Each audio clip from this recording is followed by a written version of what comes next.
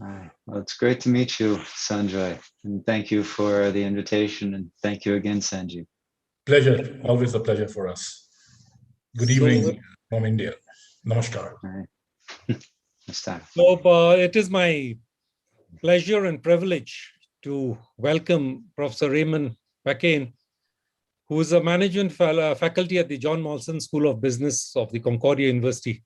He's been teaching there since the year 2008, and he's also been a teacher at IIM Shillong. His research explores how firms create collaborative environmental, social, and economic values above and beyond what can be done through the actions of individual firms. He has particular expertise in social networks.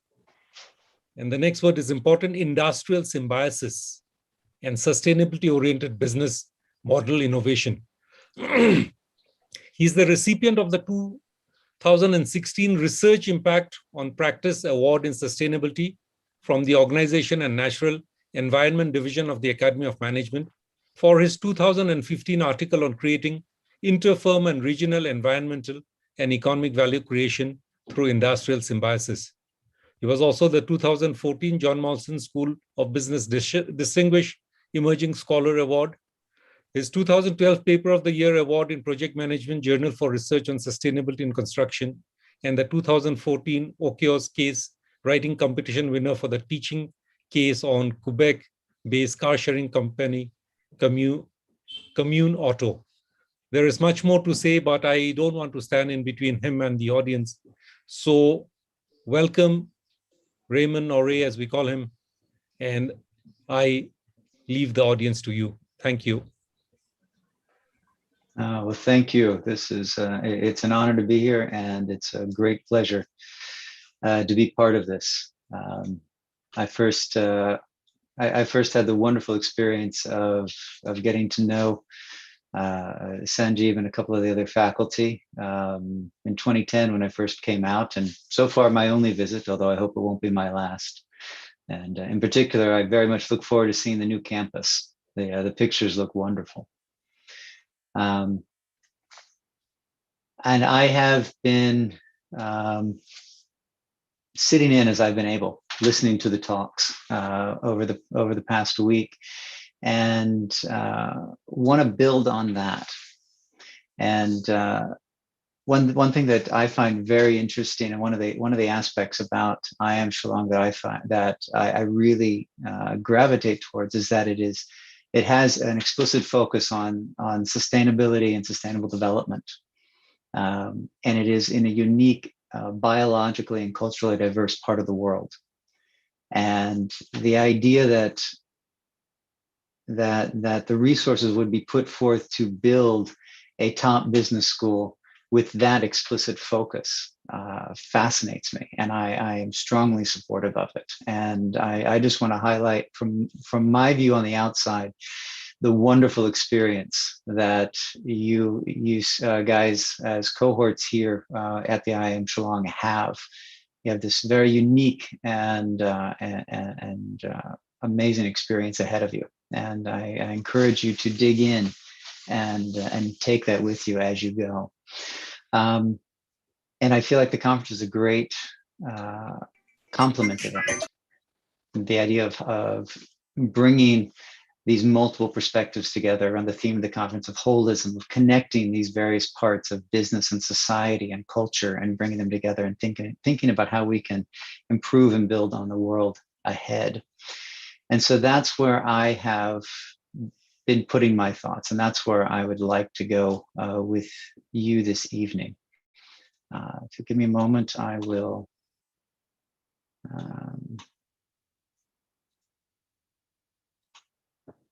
put up some slides to keep us going. And for me, I thought about given the wonderful conversations that you've had this week and the speakers, what came to me was an idea of wanting to build on their ideas of what are key questions to work towards, and how to think about those questions, how to engage with those questions to create change. And for me, I thought what might be valuable is to talk about why we need to do it now, and to dig into that a little bit and connect back to some of the underlying science, which in business we don't tend to well enough, in my opinion. And then I'll offer some evidence to back that up as we go. And then talk about what are the opportunities available to us as business scholars and as future business students and as business leaders in this area of sustainability and development. And to start off with, for me, I think this is the first image for any conversation here, and that is a reminder that we all live in the same place. We're all in the same neighborhood. We are in this small water-covered rock out in the woods on the far corner of a moderately sized galaxy. We're not all that close to the center of things. We're out in the woods. And we need to remember that we are in this together, because despite what we see on the news, we don't have any other options.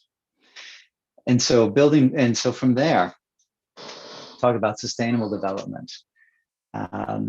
This is sort of the foundation which I think is important to start with. This comes from the UN 35 years ago now. They put together a commission specifically to address what is this concept of sustainability and sustainable development in a global and an international forum.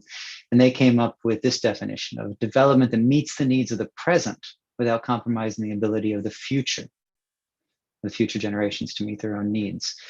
And I want to talk about that because we are in a business school, and we a big piece of business is strategy. And if we're going to state a claim that we want to meet the needs of the present without compromising the ability of the future, we are laying out some of the key goals of strategy making.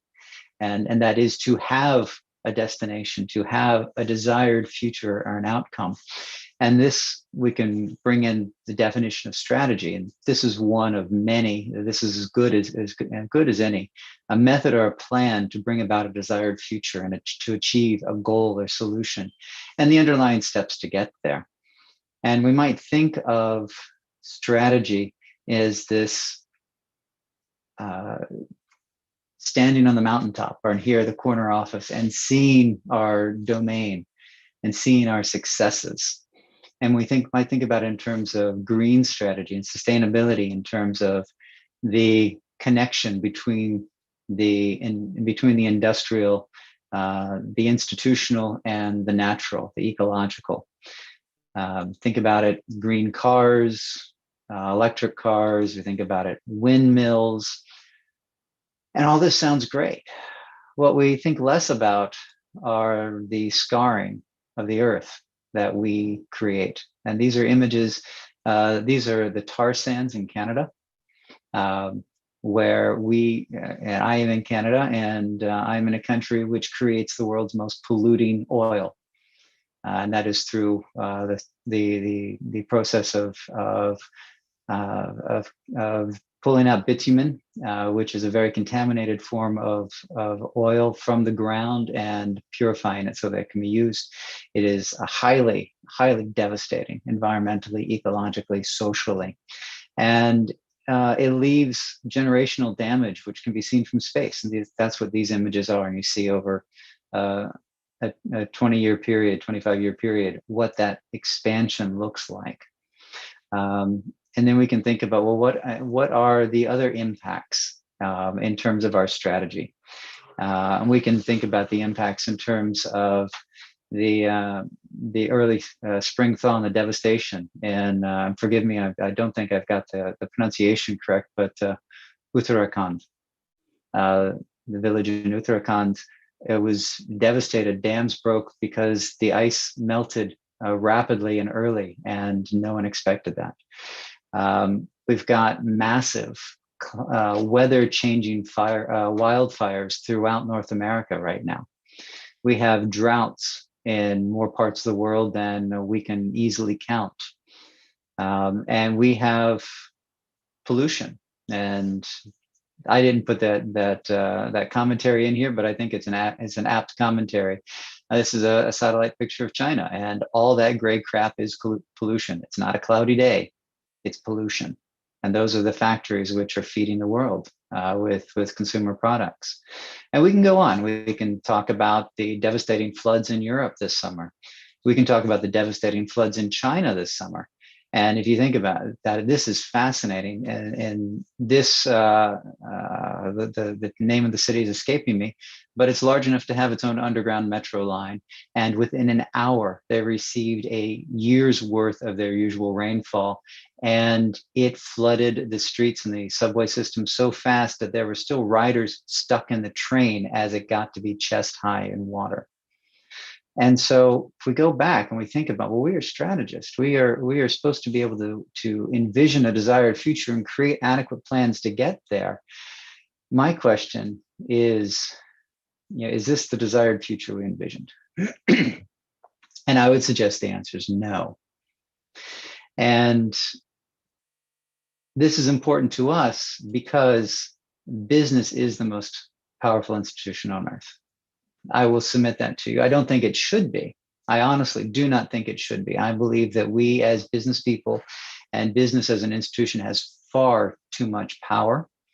But the fact of the matter is that is where the power and resources and most of our world's best and brightest are going. They're going into business. They're not going into medicine. They're not going into law. They're not going into government. They're going into business. And it's been this way for a couple of generations now. And we are seeing the impacts of that. And the impacts can be summarized in the idea of the Anthropocene. And the Anthropocene is the current geological epoch that we are in, epoch being the historical Earth time period in which different climate regimes based on the Earth's own equilibrium have come and gone. The big popular one, at least in Western culture, is the Jurassic period, because we had a series of movies about dinosaurs, which oddly enough were not from the Jurassic period, but the name of the movie was Jurassic Park.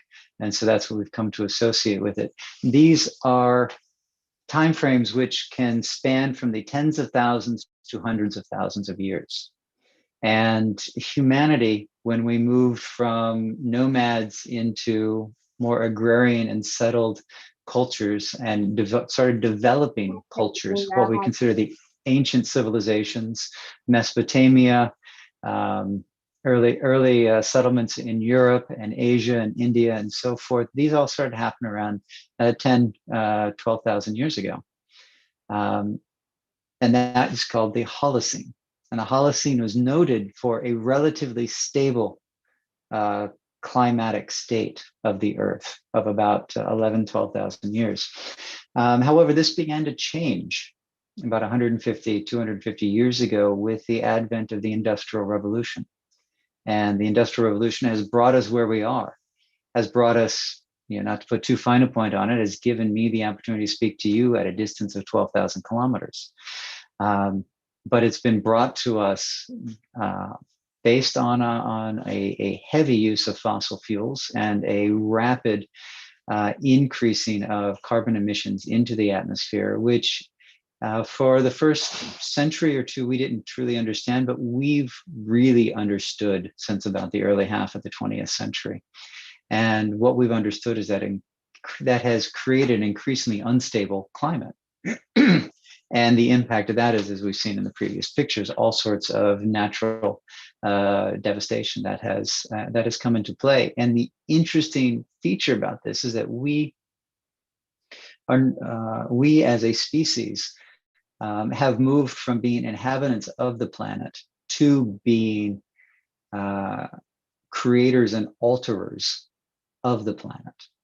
So we are changing the planet in fundamental ways through our mere existence. And some of the ways are pretty cool, I will tell you. I used to have a poster of this in my room growing up. I thought this was really cool, that we as a civilization were able to light up the world at night such that it could be seen from space. But there are costs. We can look at those costs from the perspective of planetary boundaries. The key point here is I'm not going to go into the great detail, although I encourage you to look into it as it interests you. The key point here that I want to call out is that this is a dashboard, and a dashboard being that summary of key and important data points, much like the dashboard of your automobile, which you use to guide your way forward over time. This is a dashboard of the earth. This is a dashboard of our global health. And we have noticeably and clearly already overstepped the bounds in 3 areas. There are a number of others which we are outside of a safe operating space in terms of our use.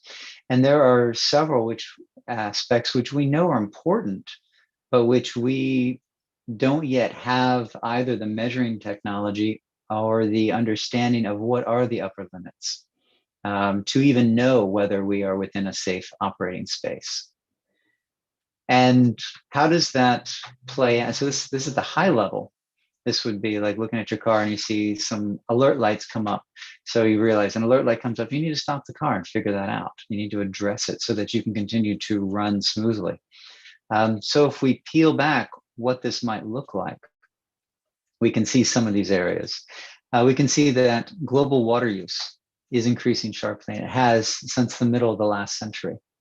And that gets to be problematic. We need water to live. We can go without food for a month or so. We can only go without water for a couple of days, and we need safe water that we can drink, that we can build and grow on. But water's not the only issue. Arable farmland is also an issue, and that's shrinking on a per capita basis, and also potentially in a real-time basis. I have not looked that deeply into the numbers, but what we can see is that overall there is a downward trend in the amount of arable farmland, or land that we can use to grow crops on a per person basis. And here in Canada, as I like to tell my Canadian students, we're doing pretty well. We're going to be fine. But much of the rest of the world is not. And India is about at the world average for this, just slightly under the world average.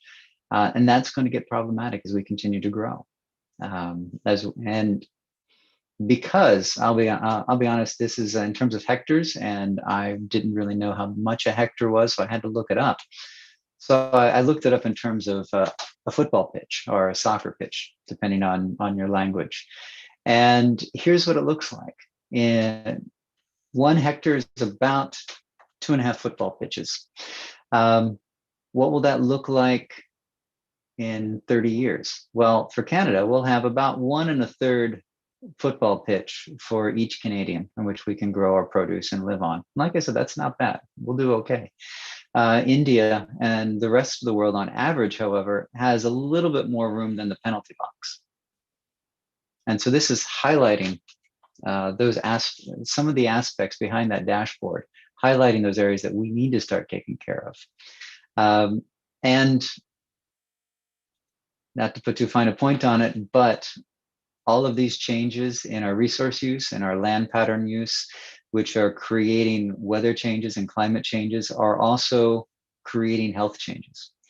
And that is causing a myriad of additional secondary problems that we need to deal with. And there it is. The rotating, I haven't figured out how to turn the rotating off, but it just distracts me. So I'll just simply highlight that it's not merely sorry, I can't sit and watch that rotate and talk. The point being is that we have been changing our planet. We've been doing it primarily through carbon emissions and also through environmental degradation. But it's increasingly clear that it's the carbon emissions that we need to focus on, because that is both an imminent danger and a long-term true disaster that is already beginning to happen to us. And what that comes out to, if we look at the science, the Intergovernmental Panel on Climate Change, which is a global confederation of scientists and around the world who have been studying this for decades now. Their 2013 report, warming of the climate system, is unequivocal. And some more details. We are at levels which the Earth has not seen for at least the last 800,000 years. So humans weren't here last time this happened. And humans are responsible for getting us here. And so we need to think about that. And you guys are familiar, I trust that you guys are familiar with some of the details. All I want to do at this point is not go into the science, but start to adapt the science to the business case so that we can start to think about that. So I want to turn this to the idea of a carbon budget and a carbon footprint. A budget, you're familiar with the idea of a budget, and that is, what is your allotment that you can spend? And in carbon budget what is the amount of carbon dioxide equivalents that the Earth can reabsorb each year? There's a certain amount, and we know that amount. And the carbon footprint, by contrast, is actually the amount of carbon dioxide equivalents that we as a civilization emit into the environment each year. And in an equilibrium, the footprint would be less than or equal to the budget, but it's not. As of 2005, our carbon footprint was about 130% of our carbon budget, or of our Earth's capacity. As of 2021, that's this year, we are on track to be at about 140% of our Earth's capacity. So we are over budget. And incidentally, because this is tracked, there is an organization called the Carbon, forgive me, I'm blanking on it. But this is where I will say, at the end, I will send a Word doc with a whole bunch of notes from this talk for those of you who might be interested in digging in more deeply. It's carbon tracking or carbon accounting, something along those lines. They run overshootday.org. And according to their analysis, yesterday was actually carbon overshoot day. So yesterday was the day that we ran through our carbon budget for the year.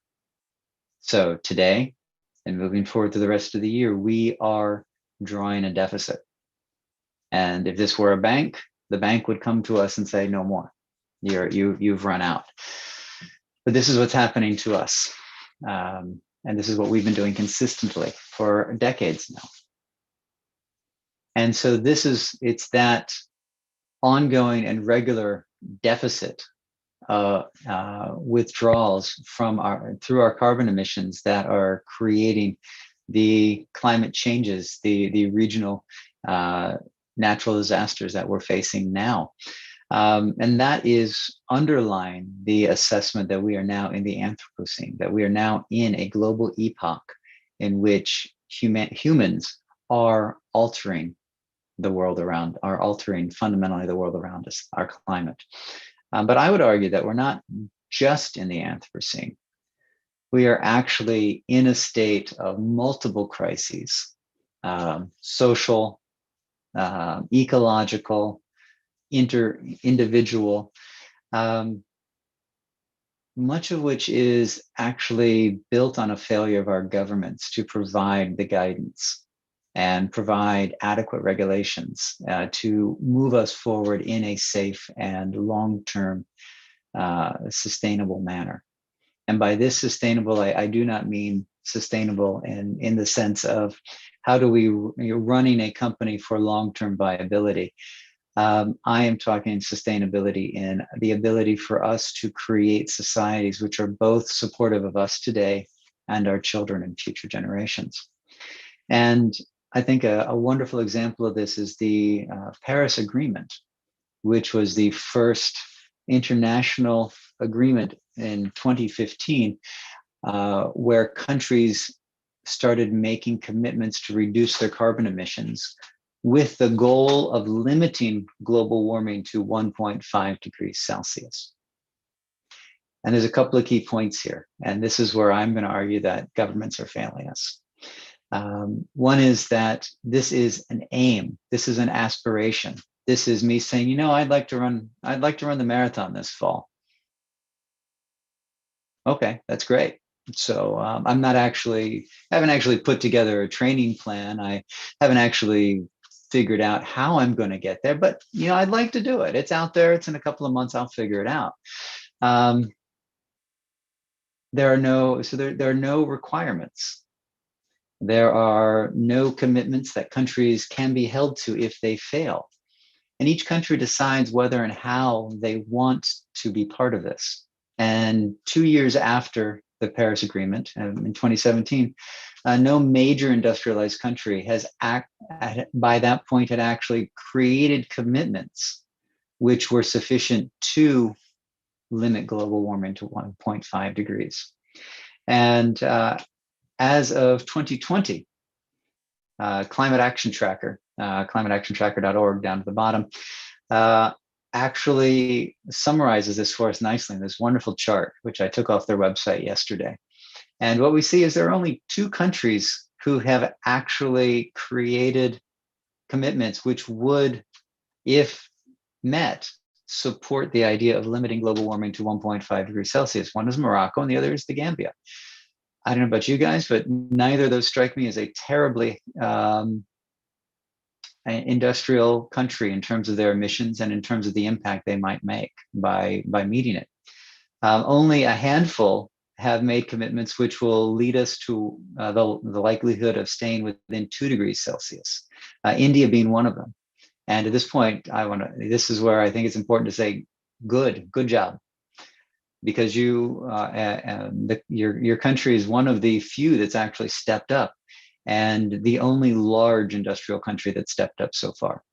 Canada, the country I'm in, has not stepped up to the plate as far as I'm concerned. We're now on track for a 3-degree world based on the Canadian commitments. China, one of the other major industrial countries which really needs to step up if we're going to make this work, is right now on track to supporting a 4-degree increase. Notably absent is the United States. The United States has tried, with the previous president, tried to get out of this agreement. Thankfully, the new president is moving back in this direction and hopefully will create the necessary change to get us there. But in the meantime, we've spent 4 years doing, I say we because I am an American, full disclosure. I'll say that because I am 12,000 kilometers away and nothing you can throw at me is actually going to hit me at this point. But my country has completely failed us, and it's an utter disappointment. We haven't always been that way. We have tried. But even when we've tried, it's been a mixed bag. And I'll use my experience with the US government as an example of this. So this is a summary of an executive order. This is a United States Executive Order 13693.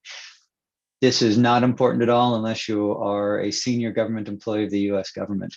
But what this was President Obama's statement to the US federal government and all its employees, civilian and military, for their needed changes in order to support the Paris Climate Agreement. And part of this, I will say I played a small part, but don't mistake that for thinking that was a big part. I played a very small part in this, and that I was hired to help train senior government employees and managers on what this means and how to adapt their current practices on this.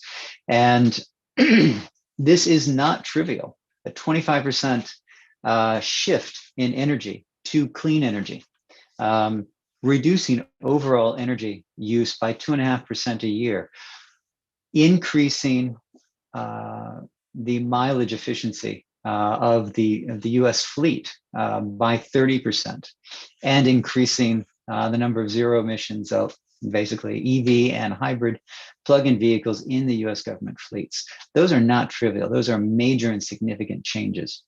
But, and here's the part that is also contributed to why I only played a small part, because eventually I was fired because I kept telling them what I'm about to tell you. This is great and important. But if we actually want to keep the temperature, global temperature, below 2 degrees Celsius, I'm not talking 1.5 degrees Celsius anymore. I'm talking 2 degrees Celsius. We actually need an emissions reduction. And that's from today. And that assumes our economies are going to remain stagnant.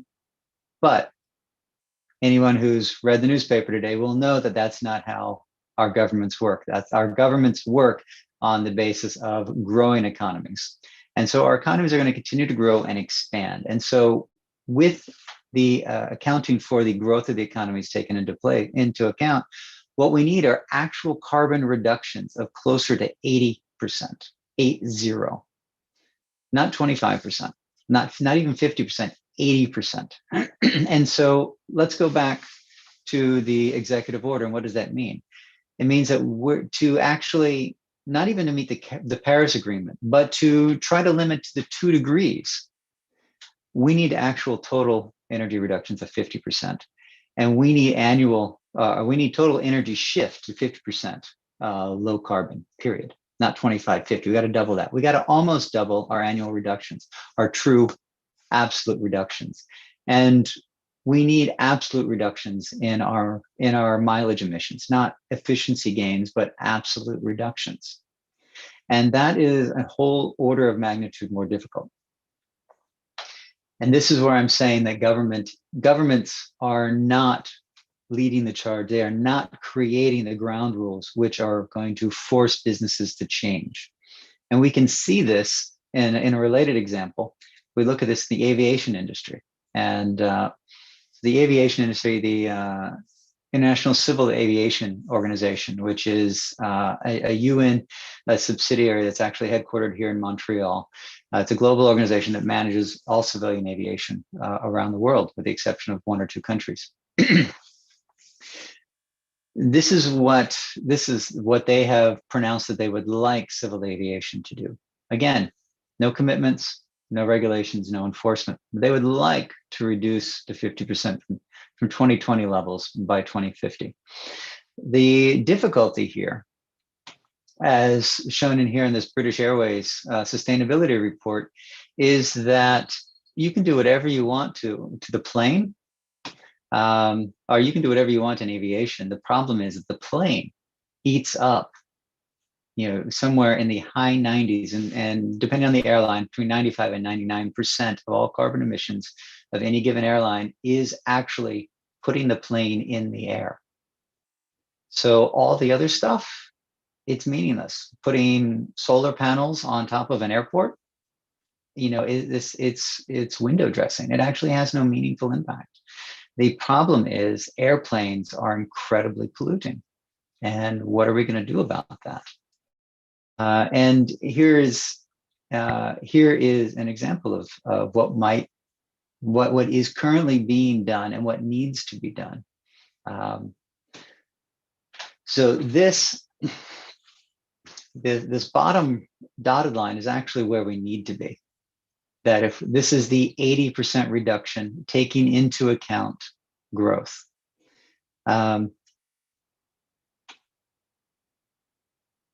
This is where the aviation industry believes it can go on its own merits, on its own innovations. It wants to meet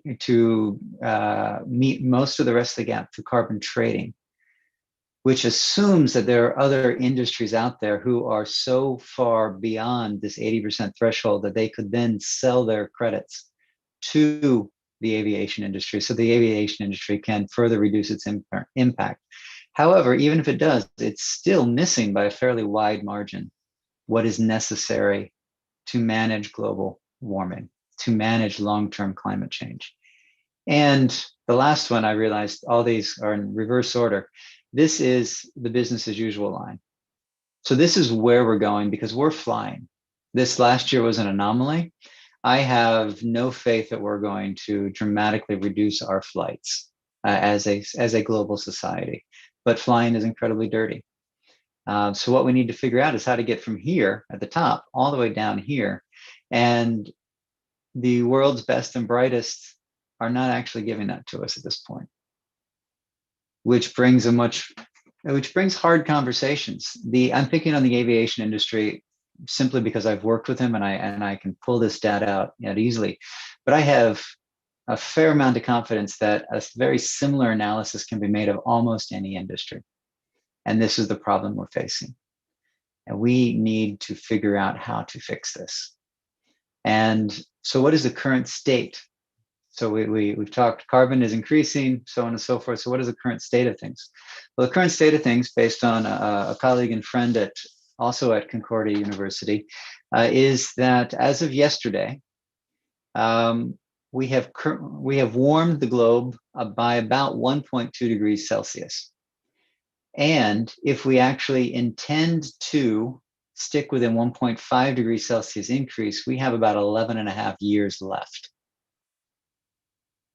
And if this is a real-time counter, this is a carbon clock, and it's a real-time counter. Again, the website is on the document. I'll send at the end of the talk. You can see this running up, and the only way for this to change is to, instead of these numbers increasing, they need to start decreasing. And this has led, and I will tell you, I feel like this talk was perfectly lined up with the news that I've been reading. Because at the beginning of the week, the beginning of the week, I got this. And this is this week's issue of The Economist. No safe place. There is no safe place in the world anymore. And we are on track to increase global temperatures by 3 degrees Celsius. And this is important because 10 years ago, the conversation was, well, there are going to be climate refugees, somewhere between 100 and 500 million. These are going to be people in low-lying areas who live on the coast. We'll help migrate them. We never had any intelligent conversations about how we would do this. And in the part of the world you're in, I must credit Professor Sanjeev for turning me on to this, and the realization that Bangladesh is in danger. Bangladesh is on your doorstep. And what's going to happen when 10, 20, 30 million climate refugees from another country start clamoring on the border of India? That's not trivial. We need to address that. We need to think about what we're going to do. And like I said, this was perfect timing. This came in the mail. And so a quick summary of the Economist analysis is fairly similar to the one that we just walked through. Economist analysis says we're already at over 1 degree Celsius. Even if all countries meet the climate agreement, and as I've already shown you, most countries are not going to, we still might increase to 3 degrees Celsius. And we're not going to change the current problems. The current problems, the droughts, the heat waves, the floods, and such, are simply going to keep happening for the next couple of decades, even if we stop tomorrow. And here's a long list of all the things that are happening. Best case scenario, 2.4 degrees right now. That's what we're looking at. 2.4 degrees is the best case scenario given all the innovation and all the change in the world. And so this is what I would argue is a failure of the government to provide the meaningful regulations to change how we live and to change business over time, which turns to us. So we as business people, what is our role? Well, as I said, business is the most powerful institution on earth. And as Michael Rennie from McKinsey states, it doesn't serve us as people. It's not serving us terribly well. And another way to think about this is business cannot succeed in societies that fail. And I would alter this to say, business should serve society. And that's the pitch that I want to really push on you guys with. And we're going to move a bit more quickly because I see the time we have.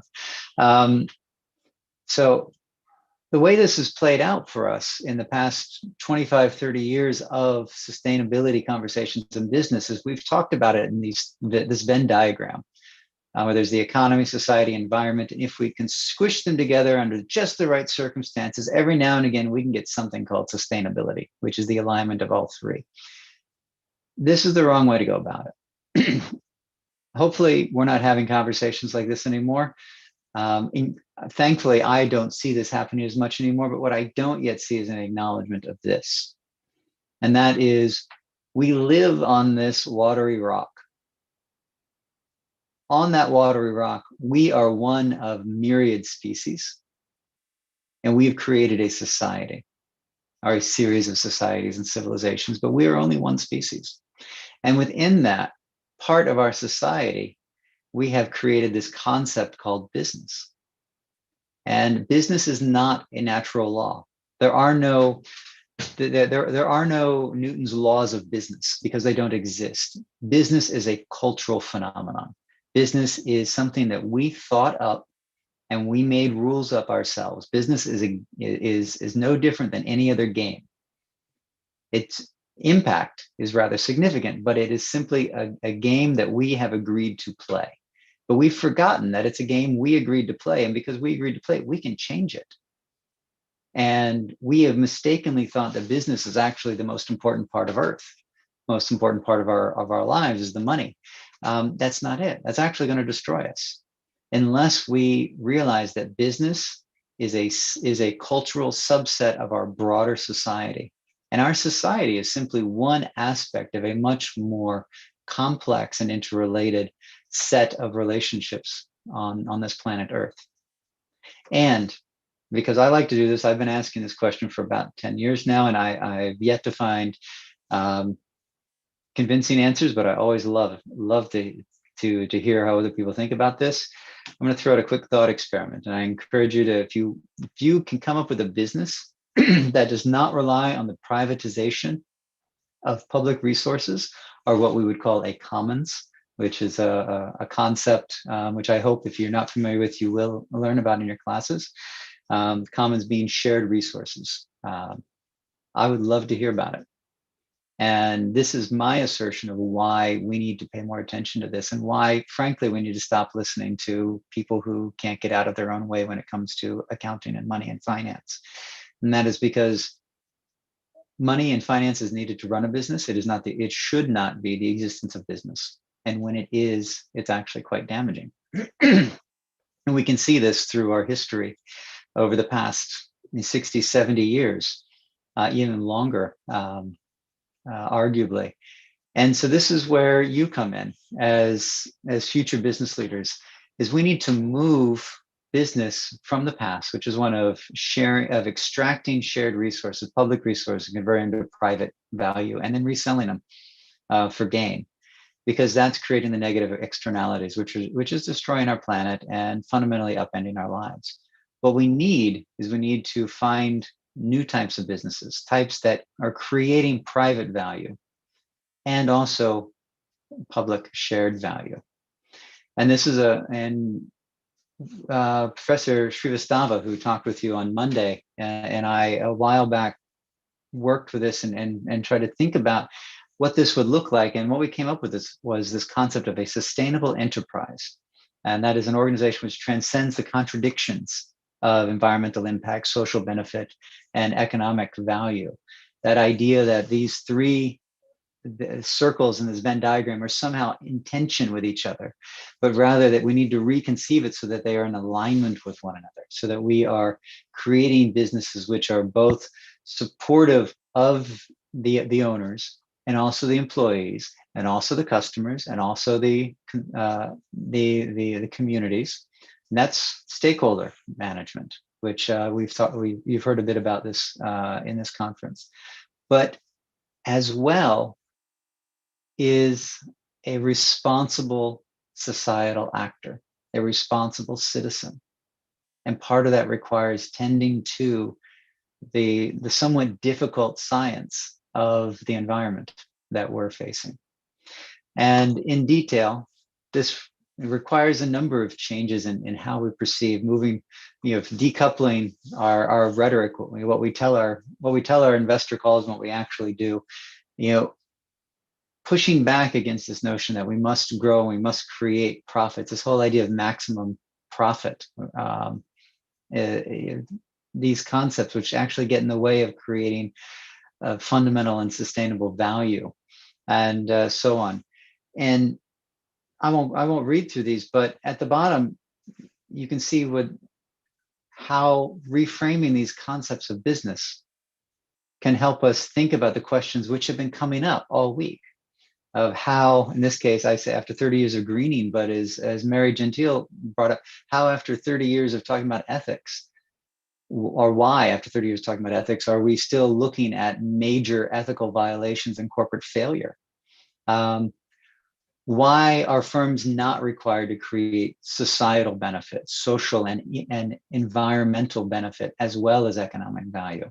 And be, without point, well, what is value? What is valuable? Why is it we are forced into this rather small pinhole of economic value creation when we see, and there's strong evidence, and it's been talked about time and time again this week, of the value of non-economic measures of impact, which actually create better societies and create better humans.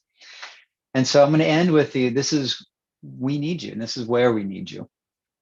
And you need to be there as well, because this is your role in building the future. And this, just from the news a couple of days ago, a call for universities in India to become thought leaders on managing these global challenges. I know many of you view yourselves as students. You're only here for a short time, and you've got your eye on something beyond that. But it's your time here and your engagement as students which actually help drive forth the research of your faculty, of your institution, of our institution, which propels us to move into the problem solving and thought leadership, which creates some bigger leverage points for the future. We see active changes. Fidelity, one of the world's largest investment firms, has made a public statement that will start voting against its own investments to force companies that they own to start changing to become more climate forward. An impact of that is investing in green tech, in sustainable investments is increasingly financially beneficial, as well as, I would argue, the right thing to do. And for those of you who do have your eye beyond your time here in your graduate program, there is, as this article says, a war for talent. And this article was just a little over a week ago. The demand for sustainability, or ESG, which stands for environmental, social, and governance professionals, is booming. There is not nearly enough skilled sustainability and ESG business professionals to meet those needs. As an example, only 1% of current finance professionals have those skills. And yet, these are the skills that are being recruited for. One example, PricewaterhouseCoopers, a large multinational consulting firm, has stated its intent to hire 100,000 new employees in the areas of sustainability and ESG in the next 5 years. Most other consultancies are doing the same. PSG is not alone on this. All the big ones are rapidly expanding. And the work is becoming more strategic. It's becoming more interesting because you're getting brought into the conversations at the higher levels of the organization. You're getting involved in strategy making. And the skills that they want are the business experience, which you have coming in and you will build on through the program, the critical thinking, the systems perspectives. These are all the things that you're picking up in your program. And you're in a school which is explicitly focused on taking those skills and helping you understand and engage in the sustainability milieu. And you guys are well sorted. You guys are well sorted for this. Should you choose to go in this direction. And my pitch is the pitch that you should. And in the end, we need that skill set because what we find is even as companies are taking this on, they don't have the skills in-house to do it. And these two recent articles, the bottom of which is another one of my colleagues' research, we find that companies, when they're struggling with their finances, they're not able to also balance their environmental impact because they don't have the skills. They're not thinking about it. They don't have the skills to do it well. And so when one falters, the other falters. The other is that this bottom article is talking about research from one of my colleagues, which has shown that even as companies, in absence of governments forcing change, companies are making declarations of change through their climate pledges, but their climate pledges are not actually lined up to the science.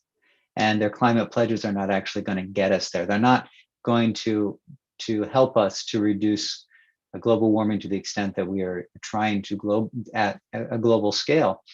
And that's the other argument, is that they don't have the skills at this point. We need more people who are interested and skilled with a business mindset and a sustainability mindset and skill set to work with these companies, to create the change and to be the leverage points. And that's where I hope you guys will be going. And so I will turn this and I will end with something which I have to say I'm a bit, I feel a bit awkward doing this, but I also want to highlight what I've seen as an outsider into many of the really interesting practices that are happening in India. And one point I haven't made yet is I have been doing research on various aspects of sustainability and social innovation in the Indian context for 5 or 6 years now. And one of the reasons I do it is because I'm fascinated by many of the innovative and interesting approaches that is being undertaken. And so I want to highlight some of these. And one of which is actually Professor Kukoti has turned me on to directly and through his own research. He's published wonderful work about the tribal communities, and I'm not sure I'm going to get pronounce this correctly, but the Khasi forest. And he has shared with me his ongoing research with the Majuli Island communities in Assam. And these are local, self-contained, and by definition of being self-contained, sustainable communities. And so the question is, what can we learn from them? What practices, what perspectives, what ways of living can we learn from them and bring back to the broader world to help become more sustainable at scale? Another fascinating initiative is the Honeybee Network, which is founded by Professor Neil Gupta at IIM Ahmedabad for about 30 years now. He has regularly gone into tribal communities looking for what he refers to as grassroots innovation. And in that time, he and his teams have cataloged some 100,000 innovations in these small rural communities, tribal communities, and worked with the local inventors to create scalable innovations for the broader marketplace. And these are low resource use, low energy use innovations that have been created for these communities and adapted to scale. And he does so in a way in which he is ensuring that the communities, that the inventors are also getting their fair share. So it's not simply a matter of grabbing something and then going out commercializing. He's building the infrastructure to bring the communities in, to bring the inventors in, and make sure that they are also being worked with in ethical ways to support the scalability of these innovations. Another research project that I'm part of is exploring the impact of the CSR mandate in India, which currently India is the only country which by law forces companies to divert a portion of their profits to support social and environmental causes, what referred to as nation building. In 2018, that was $1.4 billion US. And that is a lot of money that's going in a lot of good places. Is it going to the best places? Maybe, maybe not. But there again, that's your role in the future. The Center for Responsible Business, a nonprofit think tank in Delhi, you had Bimal Arora as one of your speakers earlier this week, and I hope he was able to talk about that. He's one of the founders of the Center for Responsible Business. Building on this idea of how do we create systems level change to support growth that is sustainable and that is socially beneficial. And the last one, again, forgive me for not getting the word correct, but the idea of CSR Satyagraha, which is it's being run by a fascinating social activist. I'm going to have to look up his name, Sudhir Suna, in Gurgaon. And the focus is this idea of doing right rather than doing good.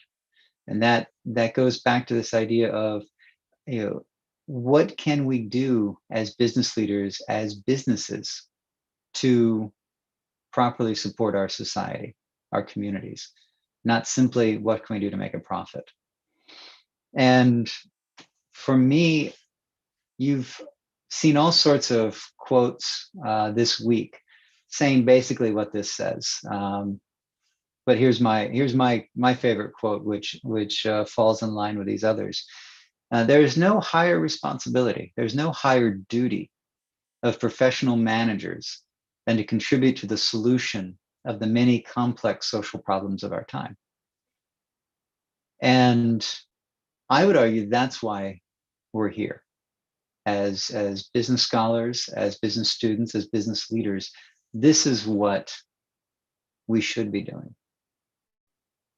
And you'll notice there's nothing about share price. There's nothing about profit. All those are ancillary to what should be our broader goal.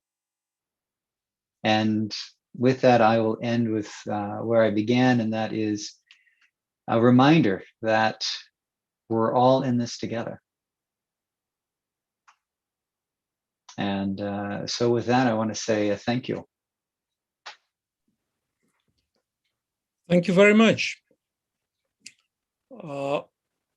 This was certainly something that touched everybody's heart, because I, for one, am certain that I got a new purpose as an academic, that we need to inculcate certain things in our young students so that when they go out to the world, they can make that change. So thank you for putting that across so beautifully. And we shall be grateful for that. Thank you. One major issue that we have here now is, again, we have run out of time overshoot. So I would request everyone who have questions to kindly put it onto the chat box. We have got a research scholar, Rakesh, who's collating all of this. We have a relationship with Concordia and with Raymond. So you can be sure that all the questions will reach him and we can have the conversation going. And that conversation may be more sustainable than you putting up the questions here and getting a response. Let's carry the conversation forward. Now, this has been a lovely week, and we couldn't have asked for a better ending to this. Like I was saying before the beginning of your talk, this would be the icing, and it certainly was, because you have put those figures and you have very, very plainly put that the time for complacency is over. It was over a long time ago, actually. So I was talking with somebody, and this somebody was telling me that the best time to plant a tree was 20 years ago. And but nonetheless, what we did for all the distinguished speakers who have come and graced our conference and infused us with new ideas and new thoughts, we have planted saplings in our new campus. And we have planted a sapling in your name. We call it a sapling of hope in celebration of life. So there is a small little memento. So here is the sapling, sir, for you. And next time you're in Shillong, you'll be able to come and see it and maybe water it if it's not raining, as it normally does in Shillong. So this is wonderful. Thank you for the opportunity, and thank you for organizing such a wonderful event. And thank you to you as well, Sanjoy, and to the organizing committee, and to all of you who have sat through this week. I imagine it's felt intense, but it's been well worth it. Thank you for being with us, Raymond. Thank you. Thank you. We have a lot of dignitaries who have joined us. Amongst them is the director of IIT Roper. Thank you, sir, for having joined in. It is a privilege to have you. And we have a whole lot of other dignitaries who've joined us. Thank you, all of us. And thank you, Ray. You really made it special for us. Thank you. We also have the chief guest of the last Suscon joined us, Ram Bandyopadhyay, Sri Ram Bandyopadhyay, who was the retired IAS and Principal Secretary to Ministry of Corporate Affairs. Welcome, sir. Our Suscon chief guest in the 7th Suscon. He's here with us. Right. Thank you for joining us. So before we go on to our next speaker, I would request our team that we have had a number of wonderful presentations and papers. We were actually overwhelmed with the number of papers we received. And we apologize that we could not accommodate many papers because the time was limited and we had to choose one and leave out 4. So we beg apology for that. But those people who got selected to present their papers, we will be sending the certificates in due course, but I would like to request the team to kindly announce their names and kindly also show their certificates while this conference is on. So over to the team, please. Sure, sir. Thank you. So we have a certificate of presentation for A. Mahesh, Akshay Ishwar and Kshitij Vasan, Amit Prakash Jha and Piyush Kumar,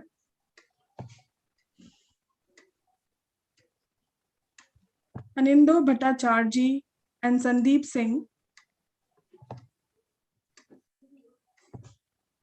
Anjali Verma and Sushant Kumar,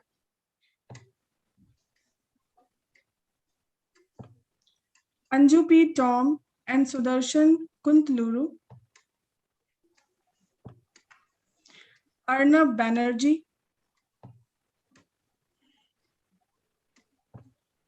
Ashmita Kesar, Bhabajyoti Saikya, Bhavin Mehta, Vidyut Jyoti Kalita and Anjan Bhuyan, Chiranjit Das, Debalina Chatterjee, Abhishek Bhattacharjee and Simran Chauhan, Dimple Bharali and Sunilro L.S. Akwejam, Kausik Gangopadhyay, Debasis Mondal and Thasni T, Kevin Thomas Chako and Sudarshan Kuntaluru, Lopamudra Ghosh, Malay R. Patel, Mehak Mittal and Palak Mittal, Muhammad Amir and Atul Dhyani, Monica Arora, Anuj Kumar and Nimit Gupta, Narendra Pal Singh, Neetu Bali Kamra, Neha Chabra Roy and NG Roy, Nishi Malhotra and Pankaj Bagh, R. Radhakrishna Pillai, Radhika Chandok, Rinki Dahiya and Anil Chandok, Rajiv Ranjan, Rajkumar Guntuku and Shravan Buini, Rakesh Pathak and Lata Sriram, Salman Ali and SK Mitra, Shantanu Trivedi, Neeraj Anand and Saurav Negi, Sindhu Ravindranath, Subhash Sharma, Swanshi Rajshekhar, Tanya Malik, Twisha Ghoshal and Anirban Majumdar, Vishnunath and Rajat Agarwal. Thank you, sir. Thank you very much. Thank you each and every one of the paper presenters. You were the cause for the success of this conference. And once again, we apologize for the papers we could not accommodate. It is in no way a reflection of the quality of your papers, but it was simply impossible to accommodate all of them. So thank you team, thank you, Professor Vishakha. Now I'd like to request Professor Sanjay Mukherjee to take proceedings forward. Is our guest Swamiji there, sir?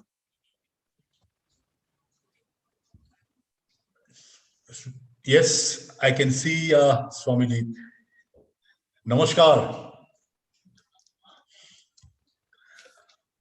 After long years, Vishwarup Maharaj, most welcome to I Am Shillong.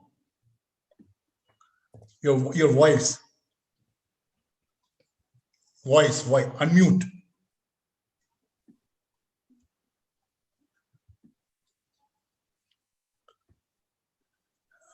Yes. Okay. Actually, I didn't have permission to unmute till now. Just now I got the permission. Yeah. Good to see you, Professor Mukherjee, after a long time. Namaskar. After a long years. Yes. Well, friends, it's my honor, delight, privilege to introduce to you the chief guest of the valedictory session today, someone whom I have been knowing for the last 3 decades.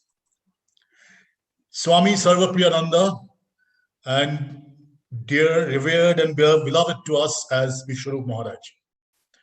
He is the minister and spiritual leader of the Vedanta Society of New York, where he assumed his duties on 6 January 2017.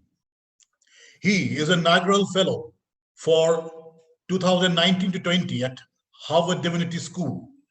Before this, he served as assistant minister of the Vedanta Society of Southern California for 13 months, beginning on 3rd December 2015. Swamiji joined the Ramakrishna Mission, Mott and Mission, in 1994 and received sannyas in 2004.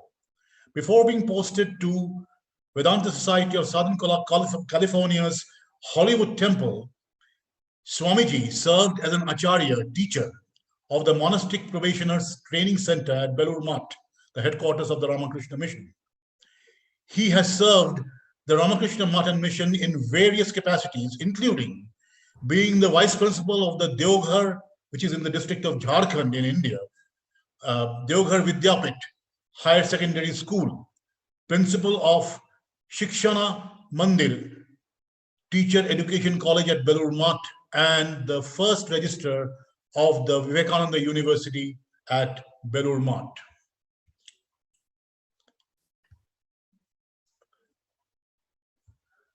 Well, friends, it has been a very deep and profound relationship that I had with him since the last 3 decades. He had visited our Center for Human Values at IIM Calcutta, about which I had talked about before during this conference. And I had been to Belur Math to meet him several times. And to all of you, the news is, which I was keeping for the end, he's like any one of you, an MBA from XIMB Bhubaneswar in the background, right? He belongs to the management fraternity, once upon a time, of course. So without spending more time on introducing him, his address will be his introduction. He's one of the most sought out speakers in the spiritual world over. And I know that for certain. The floor is yours, Shamiji, our beloved, revered Vishwarup Maharaj. So. Why once upon a time? I'm still part of your fraternity, business community. In fact, let me share a little, like a reminiscence. Last year, as you mentioned, I got this opportunity to be at Harvard University for 1 year. And I always had this feeling that, I've been part of the management education at one time. So I thought, why not visit the Harvard Business School? Because that's sort of one of the earliest and most well-known business management education institutes in the world. And I thought, I always had this feeling, but I know time went by. And I didn't know, every day in the morning when I would open the blinds in my apartment overlooking the Charles River, I was actually looking at the Harvard Business School. It's the building exactly opposite to the place where I was staying. And you'll be happy to know that the most prominent building there is the MDP, MDP facility, which was sponsored by the Tatas. So one day I went across the river, and I went to that building which I had been seeing every day in the morning, and I asked, "What is this?" And they said, "This is the Harvard Business School." And I said, "Oh, all right." So I was seeing it every day, and even while thinking that one day I should go and see the Harvard Business School. And the interesting thing is, when I went into that building, one lady there said, "You know, this place was sponsored by a person from your country, I think." I said, "Yeah, we know who that is." I think it was Ratan Tata who sponsored that building. That actually is a nice place to start, because the whole idea in Vedanta is that we are seeking that which we already are. Just as I was thinking I should go and visit the Harvard Business School, but I was seeing it every day. And in the quest for enlightenment, what we are seeking is exactly already what we are. We just don't recognize it. We just don't know it yet. It's a quest to remove the ignorance about ourselves, our true selves, the capital S self. So that's where I want to start. This connection between spirituality and sustainability. One might ask, what is the connection between religion, spirituality, and what you have been discussing for the last 1 week? And the connection is actually very strong. It might surprise you. It's a very deep connection. Sustainability is the function of God. You might say, what does that mean? In all the theistic religions of the world, the religions which believe in God, the way God is understood is as the creator of the universe. But God is not just the creator of this universe, but also the sustainer and ultimately the dissolver of the universe. You know, in the Hindu framework, when we see God as the creator of the universe, we call the deity Brahma. But when we see God as the sustainer, whose function is sustainability, we call the deity Vishnu. And then ultimately the dissolution of the universe, we call that function is the function of God as Shiva. So in that sense, the conference that you've been having, the sustainability conference, is actually a spiritual conference. It has a theological and spiritual significance.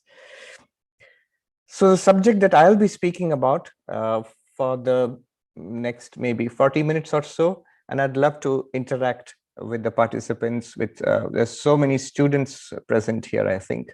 Yes. So the subject that I'll be speaking about is human happiness, how it has led to the present crisis in sustainability, and how it promises a way out through spirituality. The goal, our goal, is happiness, not because we decide upon it, but that's the way we are constituted. We are all looking for fulfillment. I remember this noted physicist at Caltech who said, "I don't agree with this. I'm not looking for happiness. I'm looking for scientific knowledge. And I'm willing to put up with a lot of unhappiness, with a lot of suffering in my quest for scientific knowledge. So my goal is not happiness. My goal is knowledge.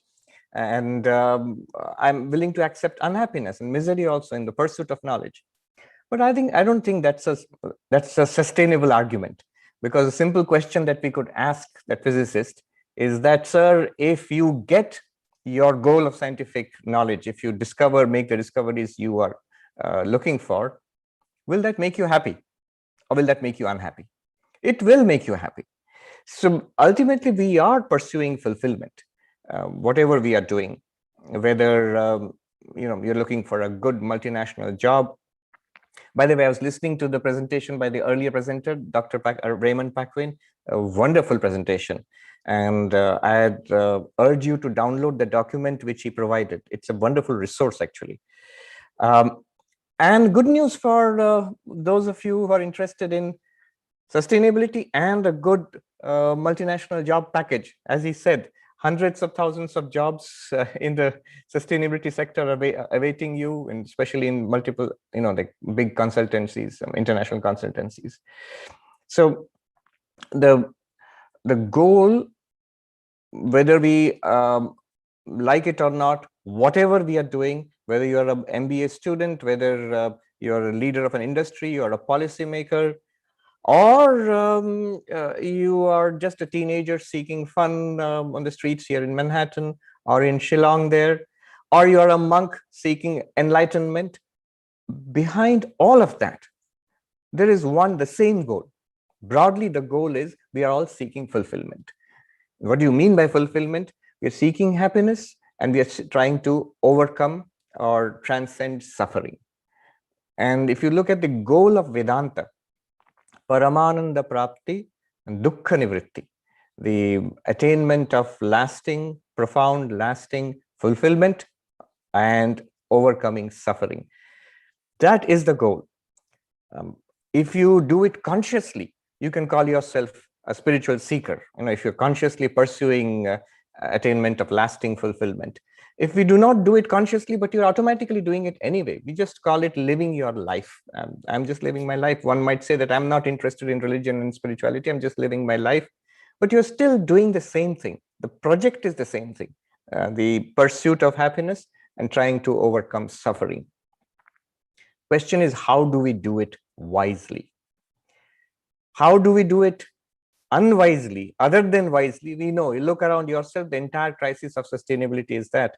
I just learned a new term, which is, he mentioned it, Professor Paquin, carbon overshooting. So it seems that yesterday was the carbon overshoot day, where we exceeded the permissible, the sustainable carbon emissions limit. The world, we exceeded it, and we are not the limit for the year. And we're just barely halfway through the year. So the rest of it will be running on deficit. Why is this happening? This crisis which we have today, this crisis of sustainability, is because of the same pursuit of happiness.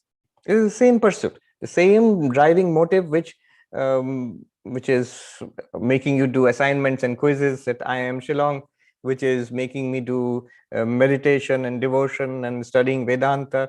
It is the same force. It is the same force which is generating the crisis for the world today. When we look for happiness in, I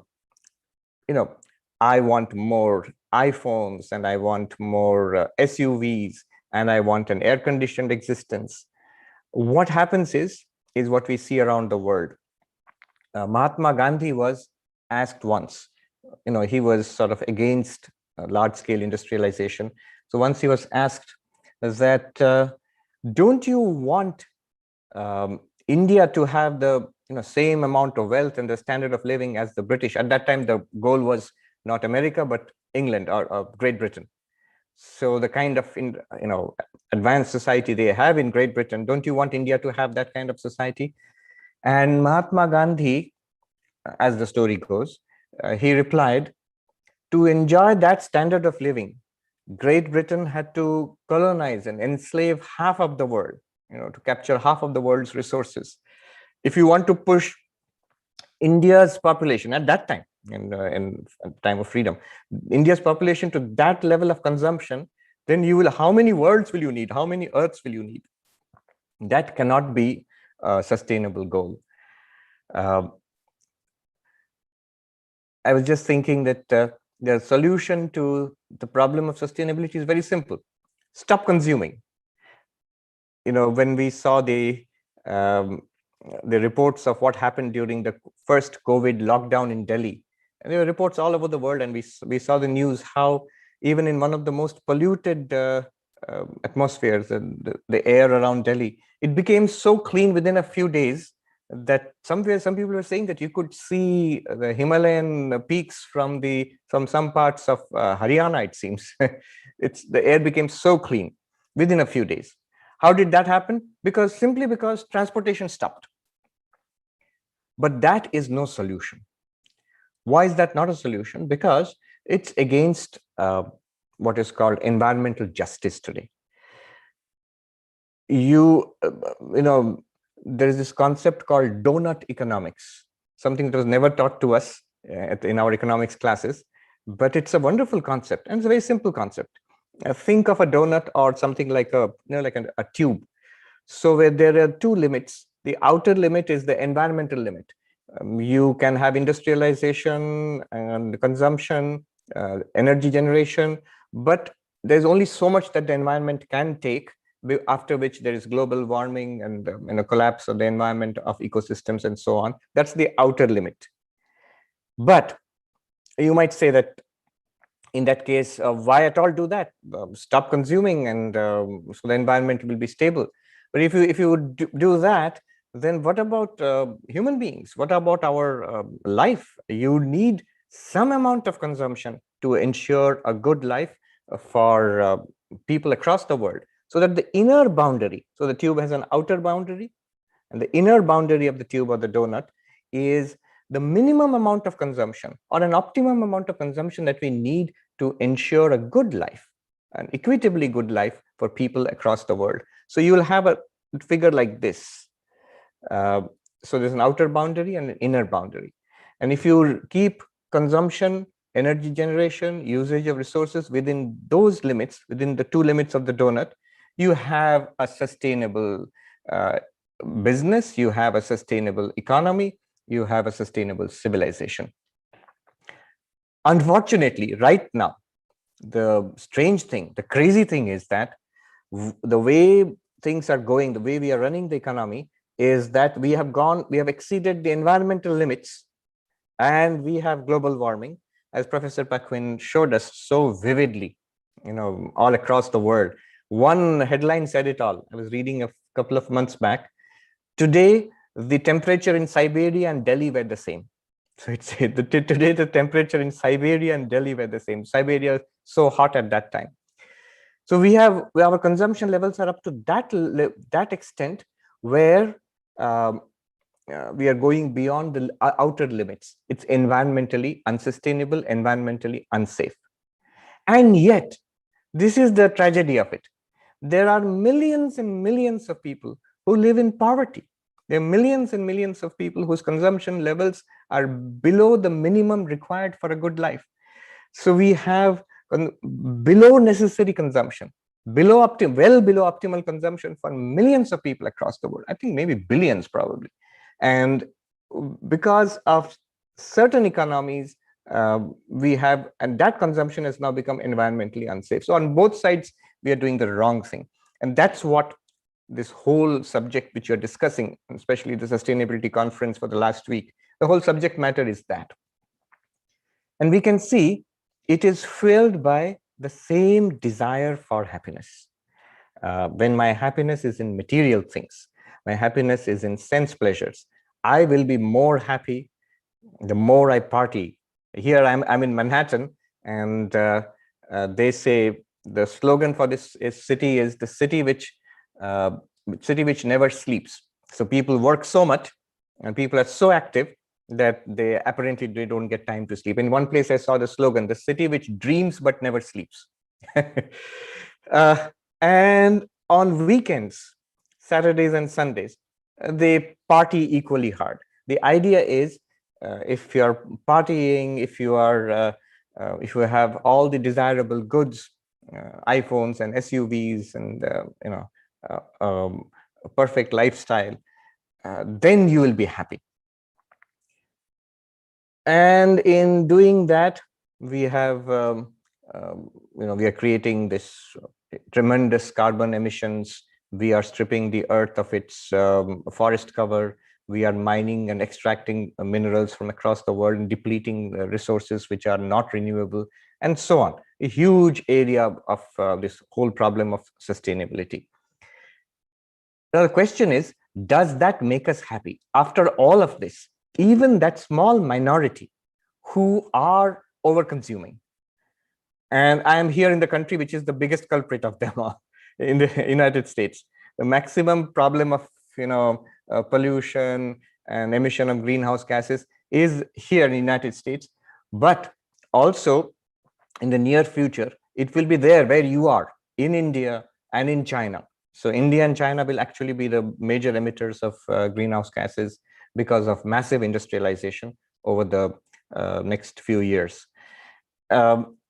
So this has come about because of this overconsumption. Has this overconsumption produced happiness? Has it produced the goal which we were pursuing? You know, Sri Ramakrishna used to say that if you have a series of zeros, you line them up one after another, a series of zeros, the sum is still zero. But if you put 1 before those zeros, then every zero has a value. It increases from 10 and 100 and 1,000. Now, what does that mean? You can consume as much as you want. You can have as much possessions. You can keep yourself engaged in, Netflix and entertainment throughout the day on the net. You can have thousands of Facebook friends.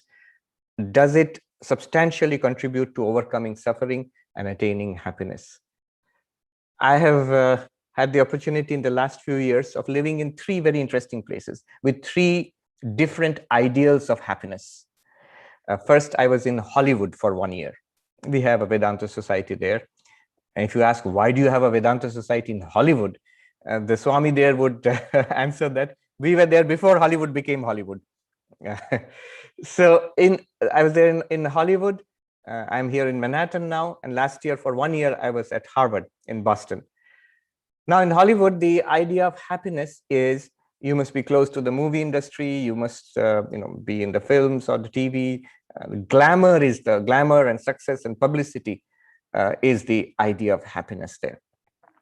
Here in Manhattan, it's not so much how famous you are or how glamorous you are. It's money.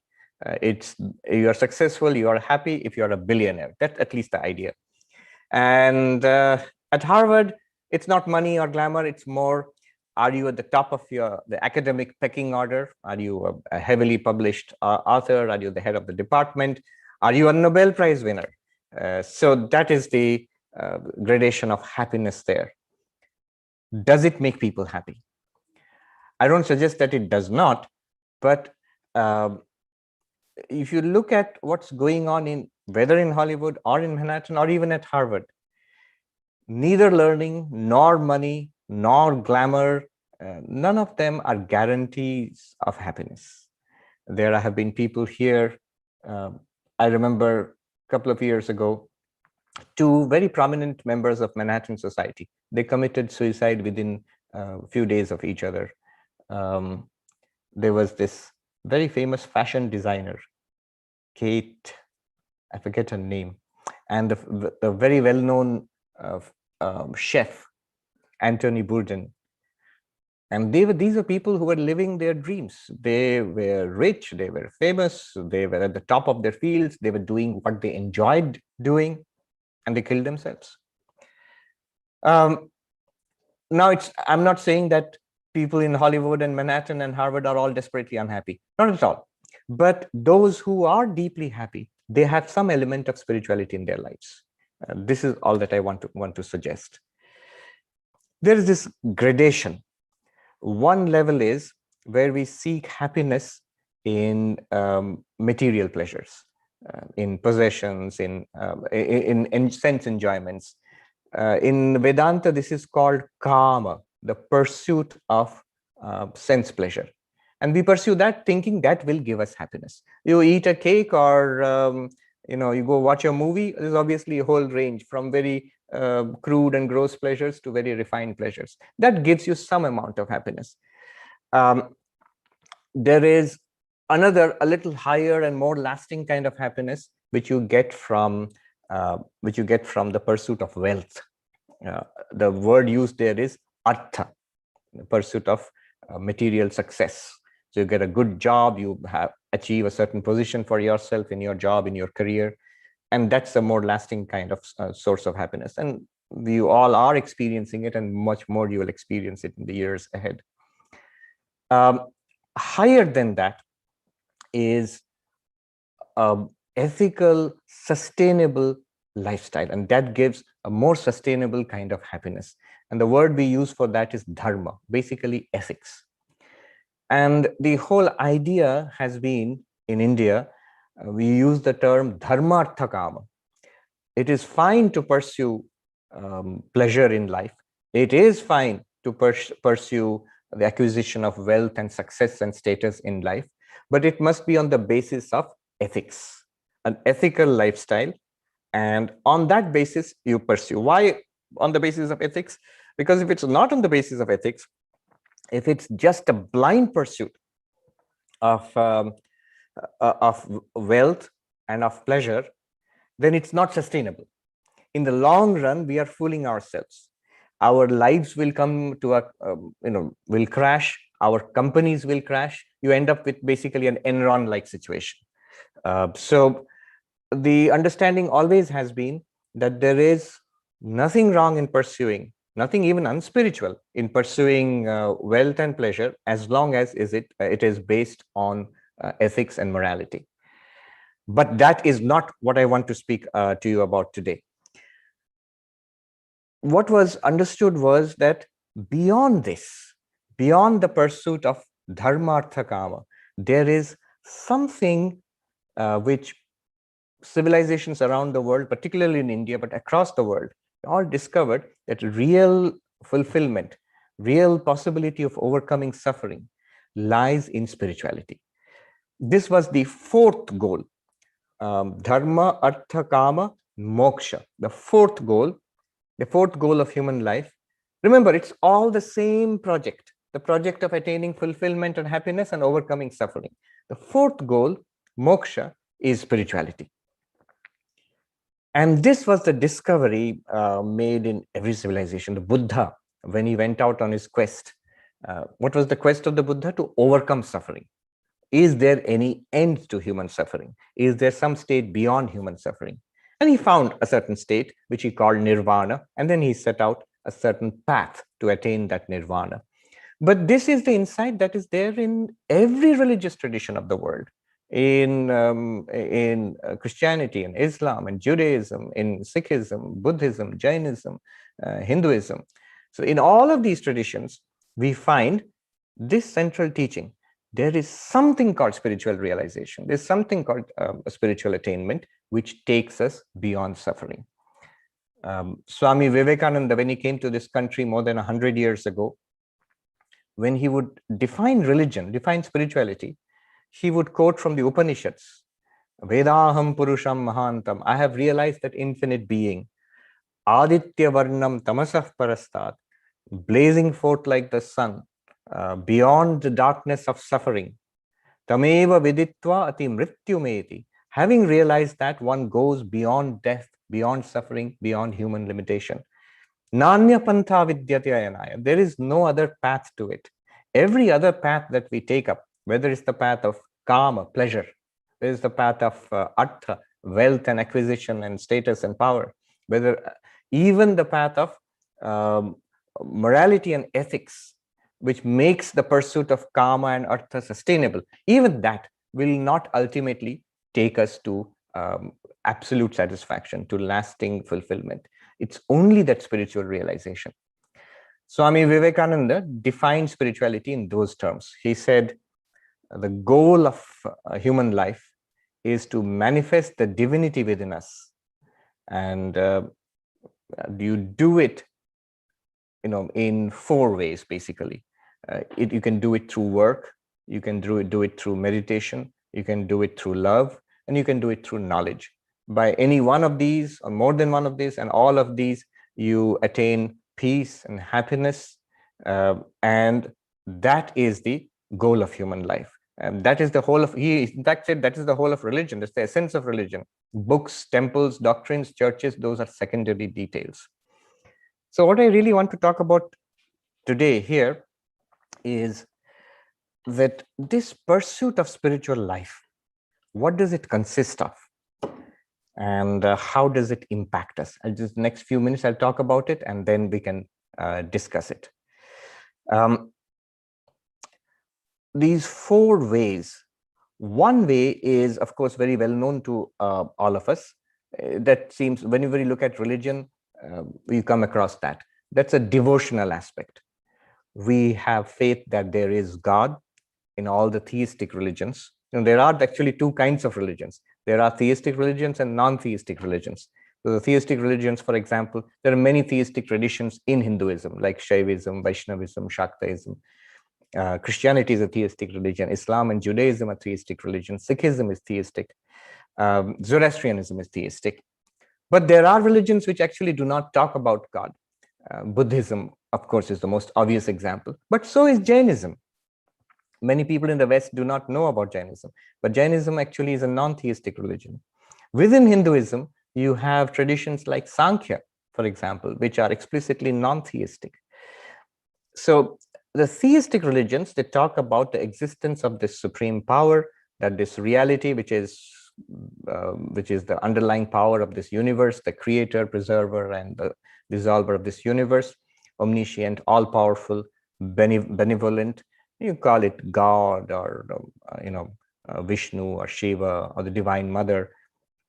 And the path is of faith and love and surrender, the path of devotion.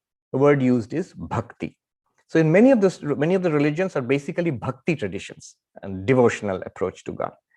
And here also one may make a clear twofold distinction. It's an interesting distinction. There is a lower kind of bhakti, there is a higher kind of bhakti. There's a religion kind of bhakti and a spiritual kind of bhakti. So the lower kind, the religious bhakti is, we are very familiar with it. People go to temples or churches and offer worship and puja.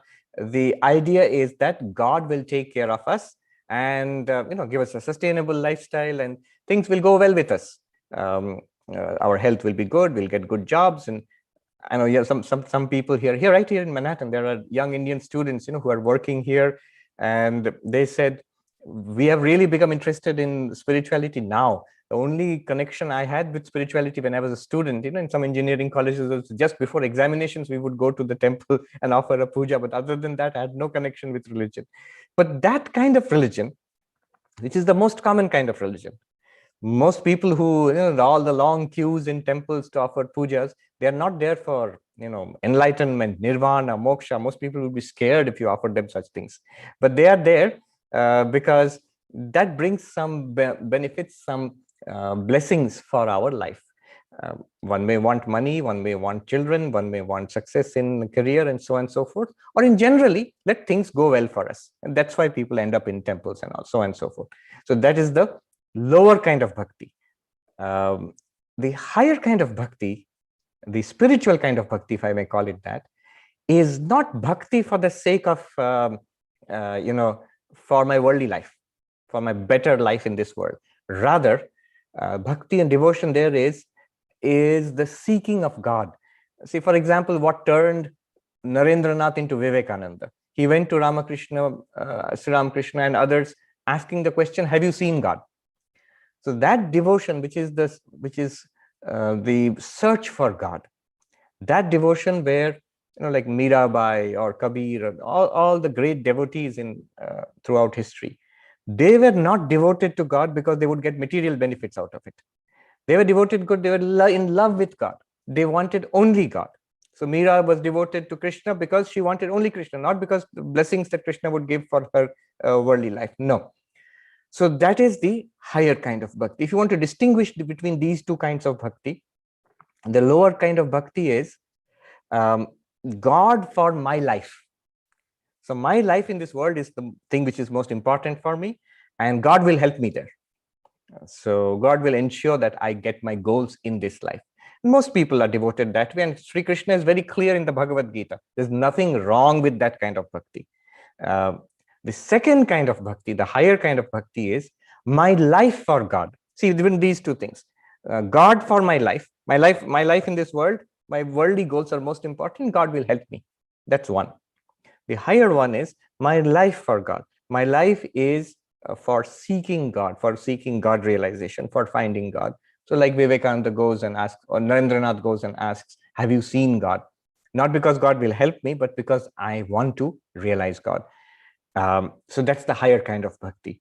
And that higher kind of bhakti actually gives us this fulfillment, this lasting satisfaction and overcoming suffering, which is the goal. Another approach. The problem with bhakti is a wonderful path, a beautiful path.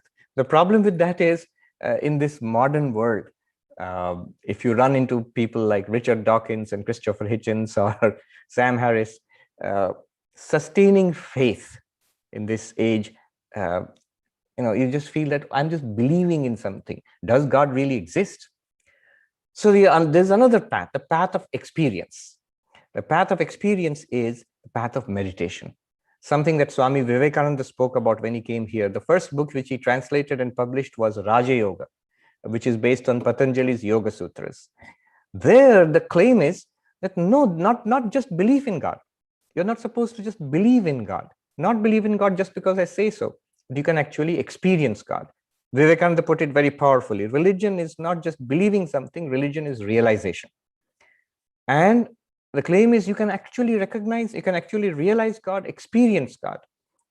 As Vivekananda said, if God exists, I must be able to see God.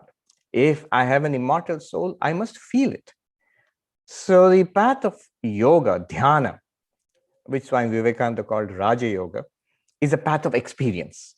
You are told that this is how you sit, this is how you breathe, this is how you turn your attention inwards. These are the techniques of meditation, and these are the expected results. And you will see for yourself that the claims of spirituality are true. And the result also, you will get that peace and happiness, which is the goal of all these practices. So that's the path of experience. And the third path is even more subtle. See, in the path of mystical experience also, one might object. A neuroscientist today would object, and doctors all throughout have been objecting, scientists. Yes, you get those experiences, but they are just because there is some tumor in your brain, or you're putting too much pressure on your mind and you're generating hallucinations, and that's why you think you're experiencing God, you think you're experiencing oneness with the universe, but these are just symptoms of some neurological disorder in the brain or something or the other, some kind of psychological problem. So it does not prove that God exists. It does not prove that you are really one with the universe. Against that, there is the path of knowledge, of self-inquiry. Here, the path is that you don't have to believe that God exists. You can set that aside for the time being. You don't even have to do extraordinary, meditative practices to get certain samadhis and get mystical experiences, and then religion will be proved to you. But just investigate our own experience of life here and now. Here is whatever we are experiencing right now in common day-to-day life. The path of knowledge, Advaita Vedanta, it promises to guide you with a combination of reason and experience and take you to the goal, to show you that our inner reality, what we truly are, is not this little being of flesh and blood, but this infinite existence consciousness bliss. The words used are Sat Chit Ananda. And the claim is this can be demonstrated to our entire satisfaction based entirely on common day-to-day experience and reasoning. By common day-to-day experience, I mean something as simple as subject and object. You are experiencing the world. I am experiencing this entire world. This is subject and object, drashta and drishya, seer and the seen. This is enough to start the inquiry. Or look at the structure of the human personality. Here is a physical body. Inside that is a vital body, this physiological functions. If you investigate deeper, you find a mind, thoughts, feelings, emotions. Investigate deeper, you find the intellect, which is doing this inquiry now. Further back, there is something called the causal body. And then beyond that, the witness of all of these 5 levels of the human personality. Those who are familiar with the terms, the Annamaya, Kosha, Pranamaya, Manomaya, Vijnanamaya, and Anandamaya. As a witness of all of this, is this consciousness, this unlimited consciousness, which is the Atman, which can be experienced right now. Or another path in this path of knowledge would be looking at our commonly available experience of waking, dreaming, and deep sleep, and the one underlying consciousness which is discovered there as our real self. So in all of these ways, you'll notice one thing.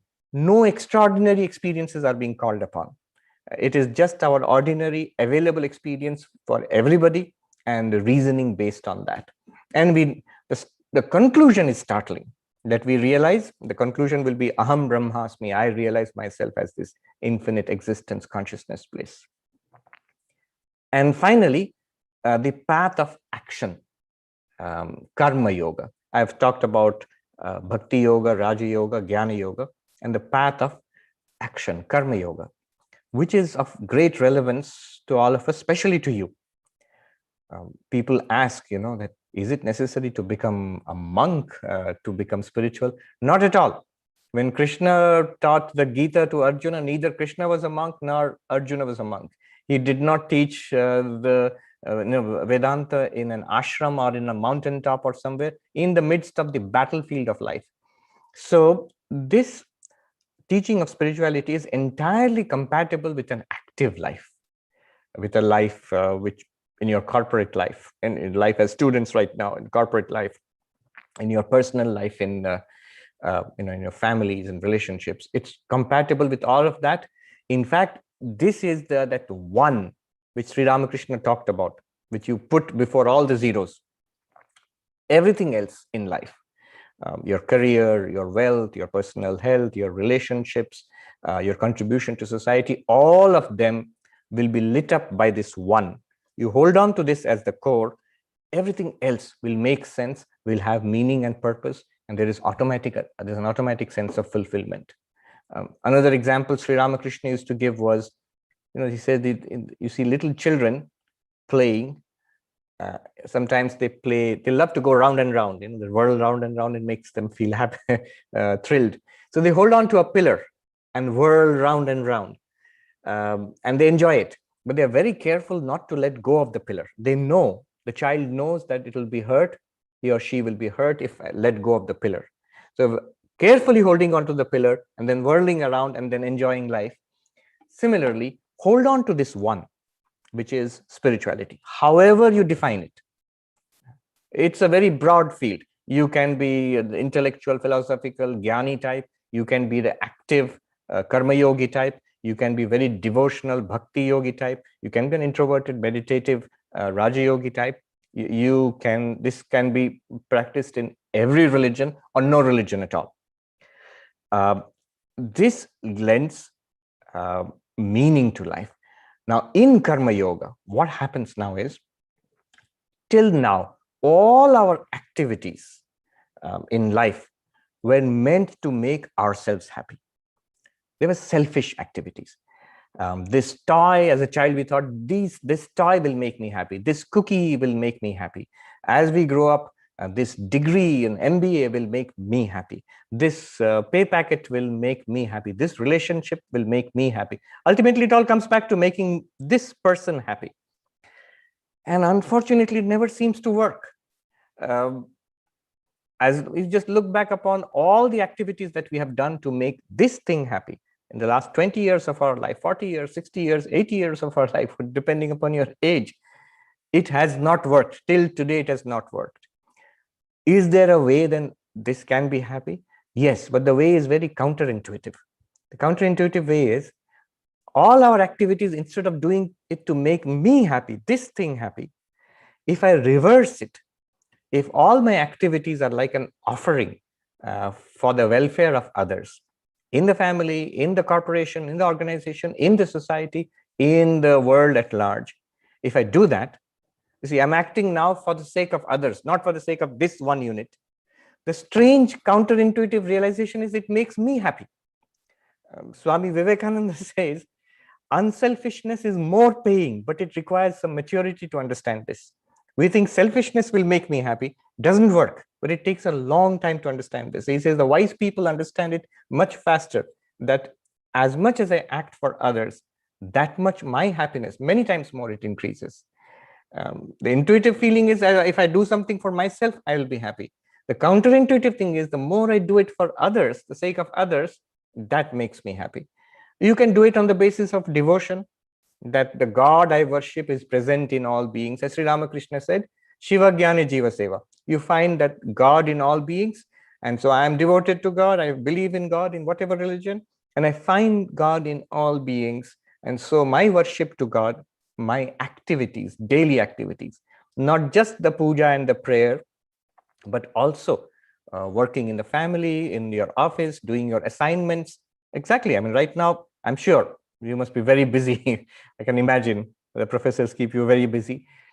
Now, question would be, when we are so busy, how can we have spiritual life? Where's the time and energy? Truly, if you make a distinction between spirituality and your daily life, then spirituality will always suffer, because daily life, your professional life, family life, personal life, they take up so much time and energy. There's very little left over for anything like, meditation, philosophy, study, and all of that. So the two must be integrated.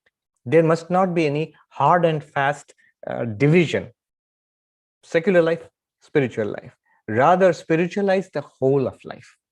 So this is the beautiful teaching of Karma Yoga.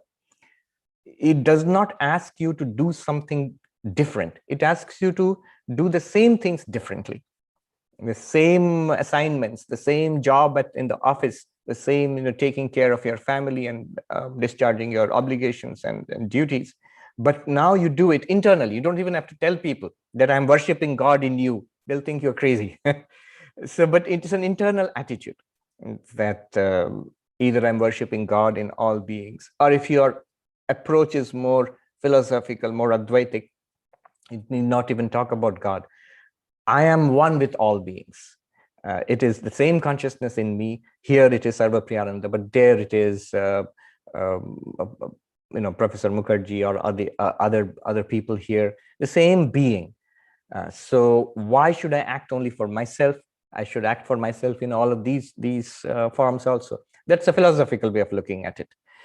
In whichever attitude you take, Karma Yoga enables us to spiritualize the whole of our life. So in all of these ways, the path of meditation, the path of service, Karma Yoga, the path of devotion, and the path of knowledge, we can at least get a glimpse of that spiritual reality which Vedanta speaks about, the reality which is appearing as this entire universe, as this limited personality. And when we realize that leads to fulfillment. The very interesting thing is, we do not depend really on the world for fulfillment. It is a mistaken pursuit.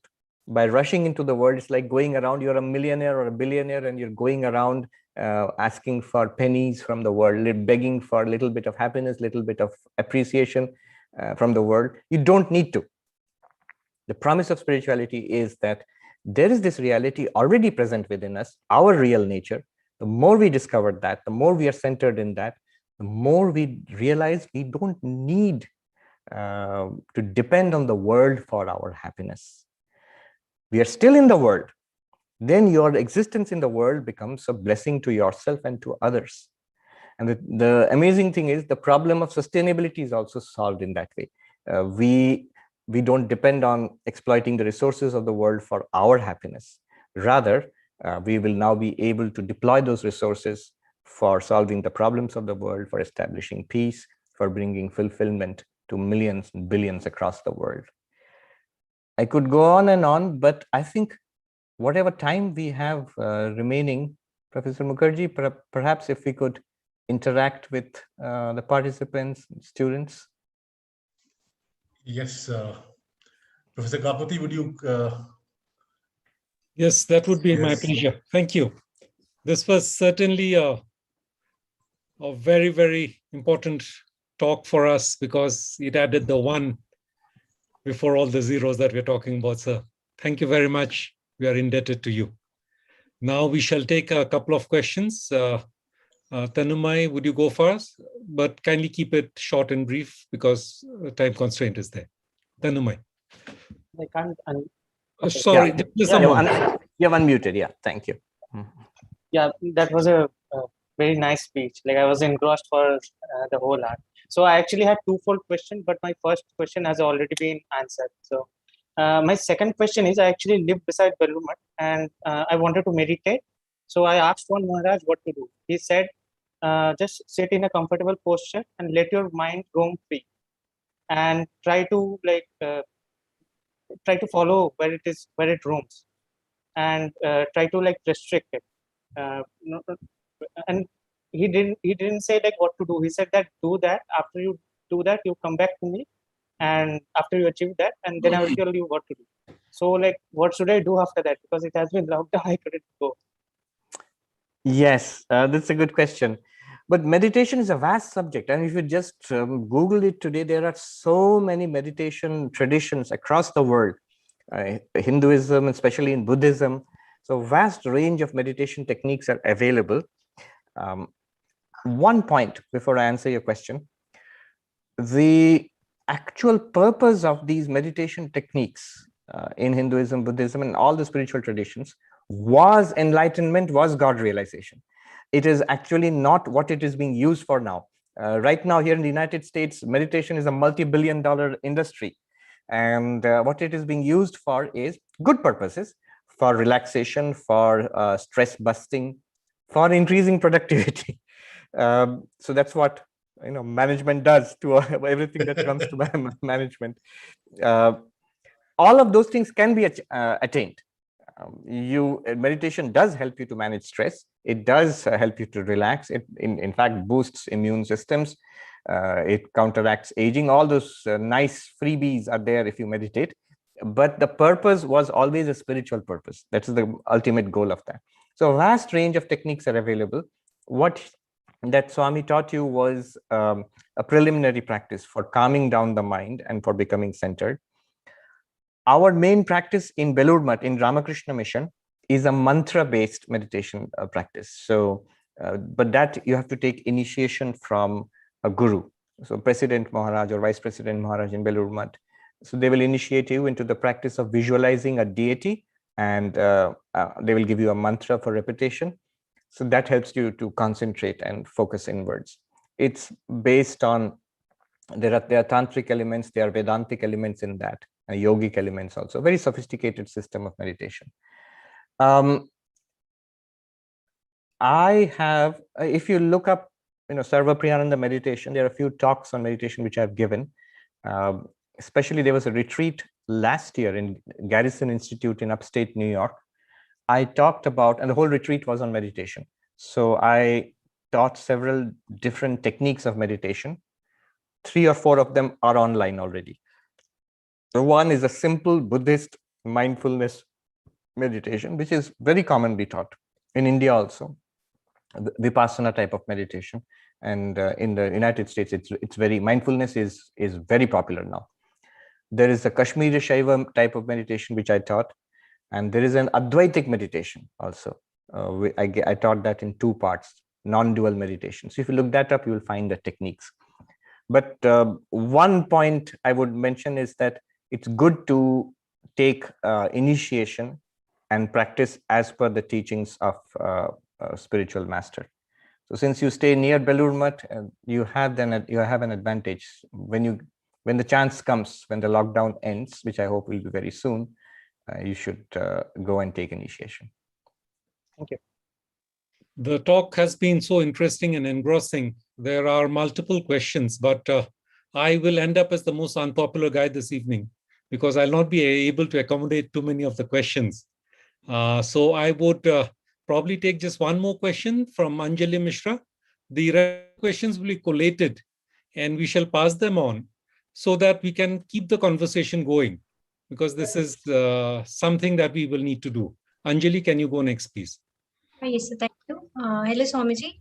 So my question is I'm 22 years old, and throughout my life till date, I have been taught to follow path like do well in 10th, then do 12th, then go for some specific career, and basically based on how you have to go move on in career and how can you get materialistic things.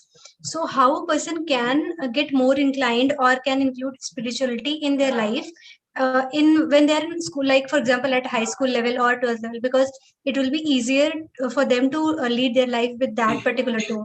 So how can we do that inculcating in the education? So this is what my question is. You are right.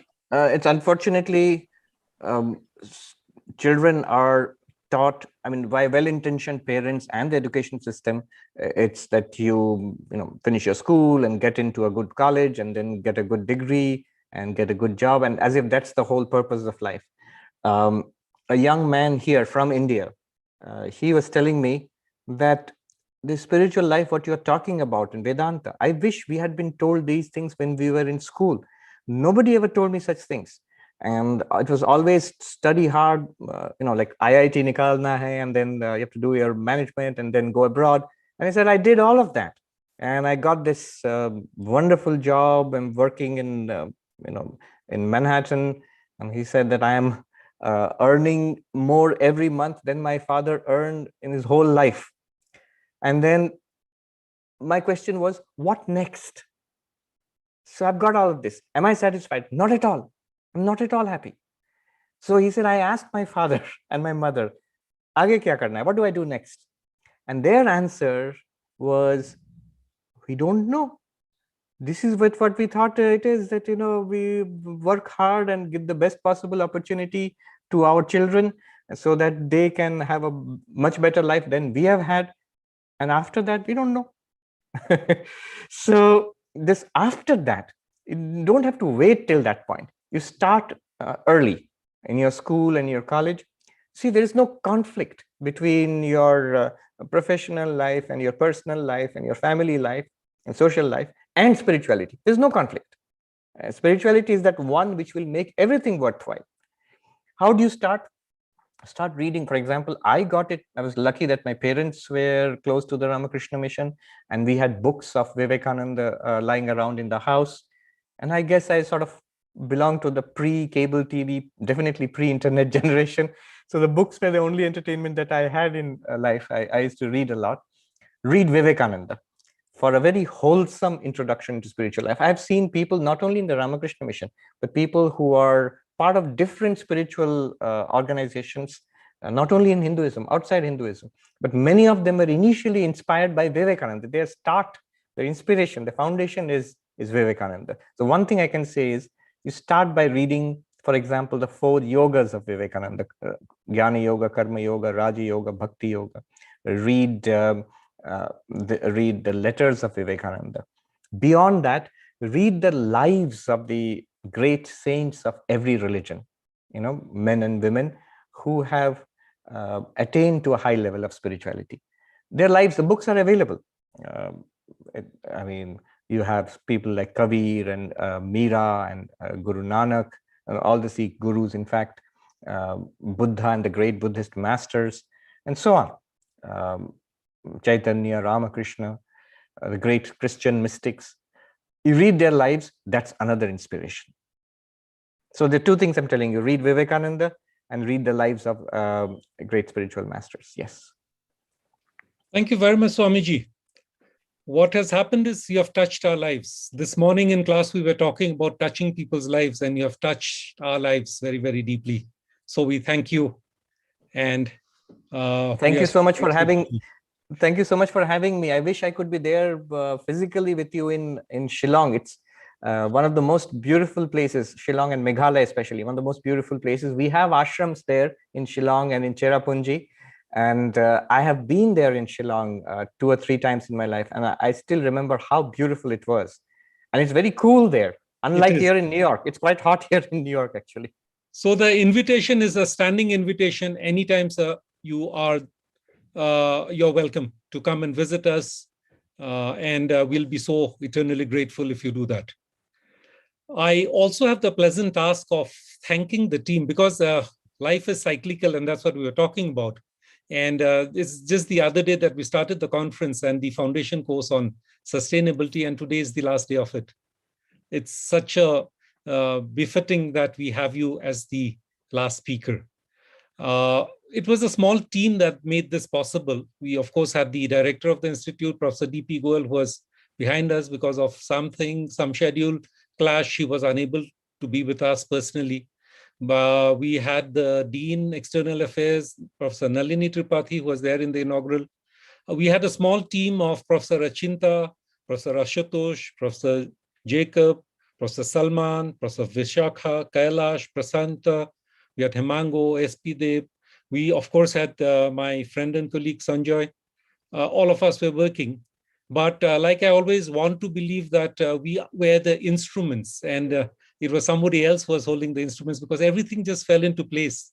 We had some of the best speakers come in. We had the most beautiful of deliberations. So we'd like to thank God for helping us organize this. And we were merely instruments. And when instruments start believing that they are the movers, I think that is the beginning of the end. So we wouldn't want to believe that we did it. There were some other powers that help us do this. We also had excellent support from the IT team. We had Ban, Zico, Narayan, Manish. They all worked round the clock. And at a very short notice, we did it. But probably the unsung heroes were the students who were there from 9:15 in the morning till about 8:15 in the evening, with very, very short breaks in between. The paper presenters, the kind of reactions that we could produce from them was amazing. So I was telling my friend Raymond that I think the future is safe in the hands of people like we just encountered. So I would like to thank you for showing the road. And like I was saying, added that one, maybe we're all adding zeros. So today was the grand finale where that one came in, spirituality has come in. So we all need to practice and take it forward.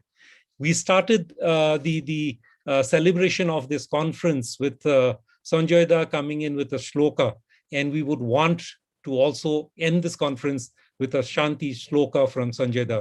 So, sir, if you would kindly come on. You'll have to unmute yourself. You're on mute. The memento for Maharajji. Yes, also I'm so sorry, I'm getting old and forgetful. So, Swamiji, what we did was, in order to express our thanks and appreciation for your time and for your talk, we planted a sapling for you on our campus. And we promised to water the sapling, make it grow into a tree. So this is the sapling, Swamiji. So thank you so very much that you came in. And this sapling will always remind us of this beautiful talk that you gave to us and guided so many lives. Thank you very much. Thank you so much. It's an honor. Thank you. So over to you, Sanjay. So before I conclude with the chanting of peace from the Vedas and the Upanishads, I thank everyone present here, the entire team, my co-chair, Professor Sanjeev Kaputi, all the guests, especially Maharajji from New York, our very old friend, Swami Sarvapriyananda, Professor Raymond, Paquin, all our speakers, all our paper presenters for making Suscon 8 a grand success for us. Time will tell us how this movement takes shape in the years to come.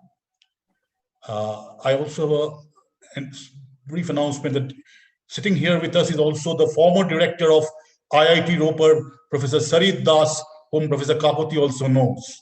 So his presence, Professor Das, thank you for being with us. And now, finally, to conclude the Shanti mantras. The first mantra is from the Yajurveda.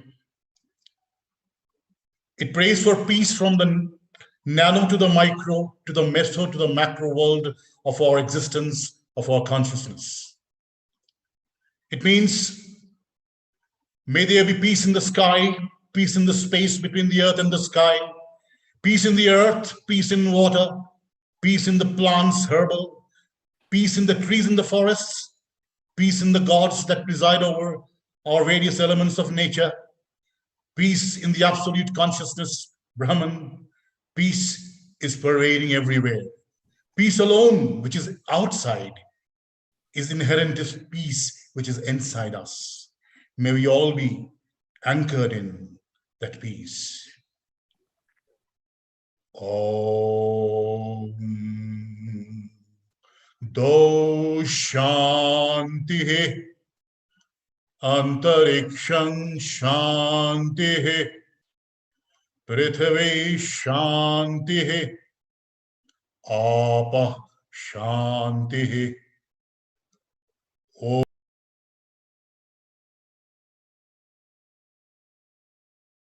Vishve Deva Shanti. Brahma Shanti. Sarvam Shanti. Shantireva Shanti. Sama Shantiredi. Sama Shantiredi.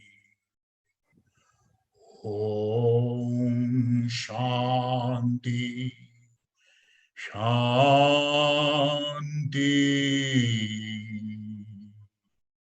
Shanti.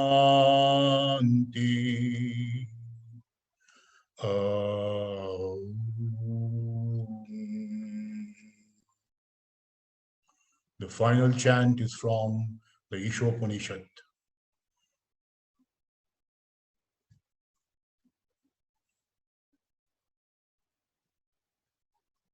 Peace is in the world outside. Peace is within us. Peace outside emanates from the peace within. From the peace, if you take out the peace, what remains is peace and fullness.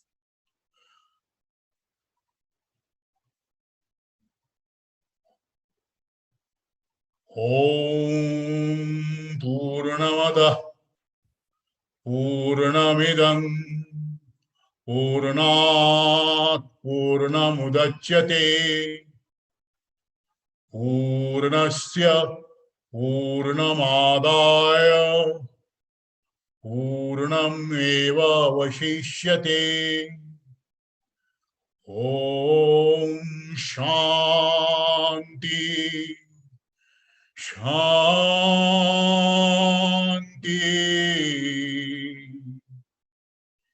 Shanti.